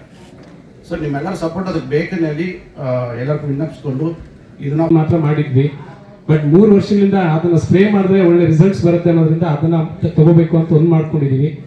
ಇನ್ನು ಎರಡನೇದು ಕೇವಲ 4 ಪ್ಯಾಕೇಜ್ ಆಫ್ ಪ್ರಾಕ್ಟೀಸಸ್ ಕೊಟ್ಟು ಸುಮಾರು ಒಂದು 105 ಎಕರೆನಲ್ಲಿ ಈ ಹೋದ ವರ್ಷ ನಾವು ವರ್ಟಿಕಲ್ ಈಲ್ಡ್ ಇಂಪ್ರೂವ್ಮೆಂಟ್ ಅಂದ್ರೆ ಎಕರೆಗಳು ಜಾಸ್ತಿ ಮಾಡ್ಕೊಂಡು ಕಬ್ಬು ಮಾಡೋದೊಂದು, ಇರುವಂತ ಎಕರೆನಲ್ಲೇ ಕಬ್ಬನ್ನ ಯಾವ ರೀತಿ ಉತ್ಪಾದಕತೆ ಅಂತಾರೆ, ಉತ್ಪಾದಕತೆನ ಯಾವ ರೀತಿ ಜಾಸ್ತಿ ಮಾಡ್ಬೋದು ಅನ್ನೋದ್ರ ಬಗ್ಗೆ 4 ಪ್ಯಾಕೇಜ್ ಮಾತ್ರ ಕೊಡ್ತೀವಿ ರೈತರಿಗೆ. ಏನೋ ಒಂದು ಮಣ್ಣು ಪರೀಕ್ಷೆ ಮಾಡಿಸೋದು, ಒಂದು ಆಳುವ ಉಳುಮೆ ಮಾಡಿಸೋದು, ಒಂದು 4 ಕೊಡಿ ಮಿನಿಮಮ್ 4 ಕಡಿ ಅಂತರದಲ್ಲಿ ನಾಟಿ ಮಾಡೋದು, ಕೊಟ್ಟಿಗೆ ಗೊಬ್ಬರ ಇದ್ರೆ ಖಂಡಿತ ಕಬ್ಬು ಬಳಸೋದು, ಆಮೇಲೆ ಸರಿಯಾದ ತಳಿನ ಸರಿಯಾದ ಸಮಯಕ್ಕೆ ನಾಟಿ ಮಾಡಿಸೋದು. ಇಷ್ಟೇ ನಾವು ಮಾಡಿದ ಒಂದು ಸೀಡ್ ಟ್ರೀಟ್ಮೆಂಟ್. ಈ 5 ಪ್ಯಾಕೇಜ್ ಕೊಟ್ಟು ರೈತರಿಗೆ ಮಾಡಿಸಿದ್ವಿ. ನಾವು ಮಾಡಿಸಿರುವಂತ ರೈತರು ಖಂಡಿತ ನಮಗೆ ಫೀಡ್ಬ್ಯಾಕ್ ಕೊಡ್ತಾ ಇದ್ದಾರೆ, ತುಂಬಾ ಚೆನ್ನಾಗಿದೆ ಸರ್, ಇದೇ ರೀತಿ ಮಾಡಬೇಕು ಅಂತ ಹೇಳ್ಬಿಟ್ಟು. ಎರಡನೇದು ಶಿಫಾರಸ್ ಮಾಡುವಂತ ಗೊಬ್ಬರ ಮಾತ್ರ ರೆಕಮೆಂಡ್ ಮಾಡಿ ಮಾಡಿಸಿದೀವಿ. ನಮಗೂ ಭಯ ಇತ್ತು, ಯಾಕಂದ್ರೆ ರೈತರಿಗೆ ಬಹಳ ಅನುಮಾನ, ನೀವ್ ಹೇಳೋ ಅಷ್ಟು ಹಾಕಿದ್ರೆ ಬರುತ್ತಾ ಅಂತ ಹೇಳ್ಬಿಟ್ಟು ಅಂತ. ಅಷ್ಟು ಬೇಕಿಲ್ಲ, ನಾವು ಎಷ್ಟು ನೀರು ಕುಡಿಬೋದು ಅಷ್ಟೇ ಕುಡಿಬೋದು, ಎಷ್ಟು ಊಟ ಮಾಡ್ಬೋದು ಅಷ್ಟೇ, ಜಾಸ್ತಿ ಮಾಡಿದ್ರು ಅದು ಅಜೀರ್ಣ ಆಗುತ್ತೆ. ಕಬ್ಬು ಅಷ್ಟೇ, ಯಾವುದೇ ಬೆಳೆ ಆದ್ರೂ ಅಷ್ಟೇ. ಆ 4-5 ಪ್ಯಾಕೇಜ್ಗಳಲ್ಲಿ ಮಾಡಿರುವಂತ ಪ್ಲಾಟ್ಗಳು ಖಂಡಿತ ಚೆನ್ನಾಗಿದೆ. ಅದನ್ನ ನೋಡಿ ಈಗ ಮ್ಯಾನೇಜ್ಮೆಂಟ್ ಒಂದು 500 ಎಕರೆ ಪ್ಲಾಟ್ಗಳಲ್ಲಿ ಈ ವರ್ಷ ಮಾಡಬೇಕು ಅಂತ ಹೇಳಿ ಸಿದ್ಧತೆಗಳು ಮಾಡ್ಕೊಂಡಿದೀವಿ. ಅದಲ್ಲದೆ ಹೋದ ವರ್ಷ ನವೆಂಬರ್ ಇಂದ ನಂತರ ನಾವು ಸಿಂಗಲ್ ಹೈಬ್ರಿಡ್ ಅಂತ ಹೇಳ್ಬಿಟ್ಟು ಅಂತ ಒಂದು ಕಣ್ಣಿನ ಸಸಿಗಳನ್ನ ಬಿತ್ತನೆಗೆ ಕೊಡೋದು ಅಂತ ಹೇಳಿ ಎಕರೆಗೆ 5,500 ನಾವು ಬಿತ್ತನೆನ ಎಲ್ಲ ಕಡೆ ಡಿಸ್ಟ್ರಿಬ್ಯೂಟ್ ಮಾಡಿದ್ವಿ. ನಮ್ಮ ತಾಲೂಕಿನಲ್ಲಿ 450 ಎಕರೆನಲ್ಲಿ ಕಬ್ಬು ಬೆಳೆಗಾರರು ಅದನ್ನ ನವೆಂಬರ್ನಿಂದ ಫೆಬ್ರವರಿ, ಮಾರ್ಚ್, ಏಪ್ರಿಲ್ ತನಕ ಬೆಳೆದಿದ್ದಾರೆ. ಯಾರು ಬೇಸಿಗೆನಲ್ಲಿ ಕಬ್ಬು ಬೆಳೆದು ಕೈ ಸುಟ್ಕೊಂಡಿದೀವಿ ಅನ್ನೋರೇ ಜಾಸ್ತಿ ಇದ್ರು. ನಮಗೆ ಮೊದಲನೇ ಸರ್ತಿಗೆ ಒಂದು 45-50 ಟನ್ ಗ್ಯಾರಂಟಿ ಬರುತ್ತೆ ನಮ್ಮ ತೋಟದಲ್ಲಿ ಅಂತ ಹೇಳೋರು ಮುಂದೆ ಬಂದು ಹೇಳ್ತಿದ್ದಾರೆ. ಅದರಿಂದ ಸ್ವಲ್ಪ ಪ್ರಭಾವಿತರಾಗಿ ನಾವು ಈ ಸಲ ಒಂದು 2,000 ಎಕರೆಗೆ ಅದನ್ನ ಕಾರ್ಯಕ್ರಮ ಮಾಡ್ತಾ ಇದ್ದೀವಿ. ಹಾಗೆ ಒಂದು ಕಡೆನ ಬಿತ್ತನೆನ ನಮಗೆ ಸರಬರಾಜು ಮಾಡ್ಲಿಕ್ಕೆ ತೊಂದರೆ ಆಗುತ್ತೆ ಅಂತ ಹೇಳಿ ಇಲ್ಲೇ ನಾವು ಸ್ಥಳೀಯವಾಗಿ 4 ಜನ ಉದ್ಯಮಿಗಳನ್ನ, ಒಂದು ಮಾರೇನಹಳ್ಳಿಯಲ್ಲಿ, ಒಂದು ಮಾವಿನಕೆರೆನಲ್ಲಿ, ಒಂದು KR ಪೇಟೆ ಶೀಲ್ನರೆ ಹತ್ರ, ಇನ್ನೊಂದು ನಮ್ಮ ಹೊಳೆನರಸೀಪುರ ಬಾರ್ಡಲ್ಲಿ 4 ಜನ ಉದ್ಯಮಿಗಳನ್ನ ಗುರುತಿಸಿ ಅವ್ರಿಗೆ ಸಿಂಗಲ್ ಹೈಬ್ರಿಡ್ ಮಾಡಿಕೊಟ್ಟು ನಮ್ಮ ರೈತರಿಗೆ ಒಂದು 2,000 ಎಕರೆ ಕೊಡೋದಕ್ಕೆಲ್ಲ ಏರ್ಪಾಡುಗಳು ಮಾಡ್ಕೊಂಡು ಈಗಾಗಲೇ ಅಲ್ಲಿ ಉತ್ಪಾದನೆ ಶುರುವಾಗಿದೆ. ಮುಂದಿನ 1ನೇ ತಾರೀಕಿಂದ ಒಂದು 500 ಎಕರೆಗೆ 5 ಜನಕ್ಕೆ ಕೊಡಬೇಕು ಅಂತ ಹೇಳಿ ಮಾಡಿದ್ವಿ. ಅದು ಇಷ್ಟೇ, ಈ ತಳಿಯ ಉಪಯೋಗ ಪಡ್ಕೋಬೇಕು ಅಂತಂದ್ರೆ ನಾವು 5 ಅಡಿ ಅಂತರಕ್ಕೆ ಹೋಗ್ಲೇಬೇಕು ಅನ್ನೋದು ಒಂದು ಶಿಫಾರಸ್ಸಿದೆ, ವೈಜ್ಞಾನಿಕವಾದಂಥ ಶಿಫಾರಸ್ಸಿದೆ. ಸ್ವಲ್ಪ ಶಿಫಾರಸುಗಳನ್ನ ನೋಡ್ಕೊಂಡು ಮಾಡಿದ್ರೆ ಖಂಡಿತ ಕಬ್ಬು ಲಾಭದಾಯಕವಾಗುತ್ತೆ ಅನ್ನೋ ನಿಟ್ಟಿನಲ್ಲಿ 5 ಅಡಿ 2 ಅಡಿಗೆ ನಾಟಿ ಮಾಡಿಸೋಣ ಒಂದು 500 ಎಕರೆಗಳಲ್ಲಿ ಅಂತ ಈಗ ಮಾಡ್ತಾ ಇದ್ದೀವಿ. ಮುಂದೆ ಬೇಸಿಗೆಗೆ 4 ಅಡಿ ಮತ್ತು 2 ಅಡಿ ಅಂತರದಲ್ಲಿ ಹಿಂದಿನ ವರ್ಷ ಮಾಡಿಸ್ದಂಗೆ ಮಾಡಿಸೋಣ 1,500 ಎಕರೆಯಲ್ಲಿ ಅಂತೇಳಿ ಒಂದು ಕಾರ್ಯಕ್ರಮ ಮಾಡಿದ್ದೀವಿ. ಇದಲ್ಲದೆ ನಾವು ಕಬ್ಬು ಹೊಂದ್ಕೊಂಡಿದ್ದು ಬೇಡ, ನಮಗೆ ನಾರ್ಮಲ್ ನಮ್ಮ ಸೀಡೆ ಬೇಕು ಅನ್ನೋರ್ಗೆ ಒಂದು 2,500 ಎಕರೆಗೆ ಆಗೋಷ್ಟು ಬಿತ್ತನೆನ ಕೊಡುವಂಥ ಒಂದು ಕಾರ್ಯಕ್ರಮನ ರೂಪಿಸಿ ಈಗ ಆಲ್ರೆಡಿ ಒಂದು 900 ಎಕರೆಗೆ ರೈತರು ಬಿತ್ತನೆ ನಮ್ಮ ಹತ್ರ ತಗೊಂಡಿದ್ದಾರೆ. ಈಗ ಕಾರ್ಯಕ್ರಮ ನಡೀತಾ ಇದೆ. ಇದಲ್ಲದೆ ಮುಂದೆ ನಮಗೆ ಬೇಸಿಗೆ ಬೆಳೆಗೆ ಬೇಕಾಗುವಂಥ ಒಂದು ಬಿತ್ತನೆ ಬೀಜಕ್ಕೆ ನಮಗೆ ಕೊರತೆ ಆಗಬಾರ್ದು ಅನ್ನೋ ಉದ್ದೇಶಕ್ಕೆ ಒಂದು 300 ಎಕರೆಗೆ ಸಂಪೂರ್ಣವಾದಂಥ ಉಚಿತವಾದಂಥ ಬಿತ್ತನೆ ಕೊಟ್ಟು ಅದರಲ್ಲಿ ಸೀಡ್ ನರ್ಸರೀಸ್ ಅಂತ ಹೇಳಿ ಡೆವಲಪ್ ಮಾಡುವಂಥ ಕಾರ್ಯಕ್ರಮವನ್ನು ಮಾಡ್ಕೊಂಡಿದ್ದೀವಿ. ನಮ್ಮ ಕ್ಷೇತ್ರ ಸಹಾಯಕರ ಹತ್ರ ಎಲ್ಲ ಮಾಹಿತಿಗಳು ಇದ್ದಾವೆ. ದಯವಿಟ್ಟು ಆಮೇಲೆ 14 ಡಿವಿಷನ್ ಆಫೀಸಸ್ನ ಮಾಡಿದ್ದೀವಿ. ಎಲ್ಲ ಡಿವಿಷನ್ ಆಫೀಸಸ್ಗೂ ರೈತರಿಗೆ ಬಹಳ ದೂರ ಆಗಬಾರ್ದು ಅನ್ನೋ ಉದ್ದೇಶದಲ್ಲಿ ಸದುದ್ದೇಶದಲ್ಲಿ ಮಾಡಿದ್ದೀವಿ. ಆ ಪೂರ್ಣ ಪ್ರಯೋಜನ ಪಡ್ಕೋಬೇಕು ಅಂತ ಹೇಳಿ ಕೋರ್ತೀನಿ. ನಿಮ್ಮ ಬದ್ಧತೆ ನಾವು ಅದ್ರ ಬಗ್ಗೆ ನಿಮಗೆ ನಾವು ಆಶಾಭಾವನೆ ಇಟ್ಕೊಂಡು ಕಾಯ್ತಿದ್ದೀವಿ. ಅದ್ರ ಜೊತೆಗೆ ಪ್ರತಿ ಹಂತದಲ್ಲೂ ಕೂಡ ಸಬ್ಸಿಡಿ ಮುಖಾಂತರ ಕೊಡದೇನೆ ಫ್ರೀ ಸೀಡ್ಸ್ ಕೊಡಬೇಕು ಅಂತ ಬಹಳಷ್ಟು ಡಿಮ್ಯಾಂಡ್ ಇತ್ತು. ಆದರೆ ಈ ವರ್ಷ ಕಾರ್ಖಾನೆ ಪ್ರಾರಂಭದ ಮುನ್ನ ಅಡ್ವಾನ್ಸ್ ಆಗಿ ನಾವು ಕಬ್ಬನ್ನು ಕೊಟ್ಟು ಕಳೆದ ಕಬ್ಬನ್ನು ಹಾರ್ವೆಸ್ಟ್ ಮಾಡಿದ ನಂತರ ಬಿತ್ತನೆ ದುಡ್ಡನ್ನು ಇಟ್ಕೊಂತೀವಿ ಅನ್ನೋದು ಪಾಲಿಸಿ ಮಾಡ್ಕೊಂಡಿದ್ದಾರೆ. ಆದರೆ ನೀವು ಹೊಸ ಆಡಳಿತ ಮಂಡಳಿಯವರು ಈ ಕೇರ್ಪೇಟೆ ತಾಲೂಕು ಅರೆ ನೀರಾವರಿ ಪ್ರದೇಶ ಆದ್ರಿಂದನ ಇಲ್ಲಿ ವೆಟ್ಲ್ಯಾಂಡ್ ಇಲ್ಲ, ಎರಡೂ ಕೂಡ ಇದೆ, ಡ್ರೈಲ್ಯಾಂಡ್ ವೆಟ್ಲ್ಯಾಂಡ್ ಎರಡೂ ಇರೋದ್ರಿಂದನ ನಮ್ಗೆ ಬೇಸರ, ತೆಂಗು ಹೊರಟೋಗ್ತೀವಿ, ಬಾಳೆ ಹೊರಟೋಗ್ತೀವಿ, ಅಡಿಕೆ ಹೊರಟೋಗ್ತೀವಿ. ಒಂದ್ಸರಿ ಹೋದ್ರೆ ನೀವು ವಾಪಸ್ ಕರ್ಕೊಂಬರಕ್ಕೆ ಆಗೋದಿಲ್ಲ. ಹಂಗಾಗಿ ಬಹಳ ಮುಖ್ಯವಾಗಿ ನಿಮ್ಮ ಕಾರ್ಖಾನೆ ಸಿಬ್ಬಂದಿ ನೌಕರರಿಗೆ ನೀವು ಎಷ್ಟು ಗೌರವ ಕೊಡ್ತೀರೋ ಅಷ್ಟೇ ಗೌರವನ ಈ ತಾಲೂಕು ರೈತರು ಕೊಟ್ಟರು ಮಾತ್ರ ನಿಮ್ಮ ಜೊತೆಲಿ ಇರ್ತಾರೆ ಅನ್ನೋದನ್ನ ನಾನು ಹೇಳೋದಕ್ಕೆ ಇಷ್ಟಪಡ್ತೀನಿ. ಅದ್ರ ಜೊತೆಗೆ ಪ್ರತಿ ವರ್ಷನೂ ಕೂಡ ಸರ್ ನಮ್ಗೆ ಯಾವ್ದೋ ರೈತರು ತೊಂದರೆ ಆಗಿದೆ, ಅವ್ನ ಕಬ್ಬಿದೆ, ಒಂದು 50,000 ಅಡ್ವಾನ್ಸ್ ಕೊಡಿ ಸರ್, ಆರೋಗ್ಯ ಕೆಟ್ಟಿದೆ ಅಥವಾ ಮದುವೆ ಇದೆ ಅಂದರೆ ಭಾಳ ಮುಕ್ತ ಮನಸ್ಸಿನಿಂದ ಅವ್ರ ಹತ್ರ ಏನು ಕರೆಸ್ಪಾಂಡೆನ್ಸ್ ಮಾಡ್ಕೋಬೇಕು, ಪೇಪರ್ ಕರೆಸ್ಪಾಂಡೆನ್ಸ್ ಮಾಡ್ಕೊಂಡು ಕೊಟ್ಟಿರ್ತಕ್ಕಂಥ ಭಾಳಷ್ಟು ನಿದರ್ಶನ ಇದ್ದಾವೆ. ಆ ಒಂದು ವಿಚಾರದಲ್ಲಿ ನೀವು ಕೂಡ ರೈತರನ್ನ ಕಷ್ಟದಲ್ಲಿದ್ದಾಗ ಅವ್ರು ನಿಮ್ಮ ಹತ್ರ ಬಂದರೆ ನೀವು ಅದನ್ನು ಕೊಡೋದನ್ನ ಮುಂದುವರಿಸಬೇಕು ಅಂತ ಹೇಳಿ ರೈತರ ಪರವಾಗಿ ನಮ್ಮಲ್ಲಿ ವಿನಂತಿ ಮಾಡ್ಕೊಂತೀನಿ. ನ್ಯೂಸ್ ಸಂಗಮಕ್ಕಾಗಿ ಡಾಕ್ಟರ್ ಕೆಆರ್ ನೀಲಕಂಠ, ಕೆಆರ್ಪೇಟೆ. ಕೊನೆಯಲ್ಲಿ ಮತ್ತೊಮ್ಮೆ ಹೆಡ್ಲೈನ್ಸ್. ಕುಶಾಲನಗರ ತಾಲೂಕಿನ ಮಳೆಗೆ ಹಾನಿಗೀಡಾದ ವಿವಿಧ ಪ್ರದೇಶಗಳಿಗೆ ಜಿಲ್ಲಾ ಉಸ್ತುವಾರಿ ಸಚಿವರಾದ ಎನ್ಎಸ್ ಬೋಸರಾಜ್ ರವರು ಭೇಟಿ ನೀಡಿ ಪರಿಶೀಲಿಸಿದರು. ಕೆಆರ್ಪೇಟೆ ತಾಲೂಕಿನ ರೈತರ ಜೀವನಾಡಿಯಾಗಿರುವ ಹೇಮಗಿರಿ ಸಕ್ಕರೆ ಕಾರ್ಖಾನೆಯಲ್ಲಿ ಕಬ್ಬು ಅರೆಯುವ ಕಾರ್ಯಕ್ಕೆ ಚಾಲನೆ ನೀಡಲಾಯಿತು. ಬೆಂಗಳೂರಿನ ರವೀಂದ್ರ ಕಲಾಕ್ಷೇತ್ರದಲ್ಲಿ ನಡೆದ ಪ್ರಥಮ ಕನ್ನಡ ಜಾನಪದ ಸಮ್ಮೇಳನದಲ್ಲಿ ಕೊಡಗು ವಿಶ್ವವಿದ್ಯಾಲಯದ ಕನ್ನಡ ಉಪನ್ಯಾಸಕರಾದ ಡಾಕ್ಟರ್ ಜಮೀರ್ ಅಹಮದ್ ರವರಿಗೆ ನಾಡೋಜ ಕರೀಂ ಖಾನ್ ರಾಜ್ಯ ಪ್ರಶಸ್ತಿ ಲಭಿಸಿದೆ.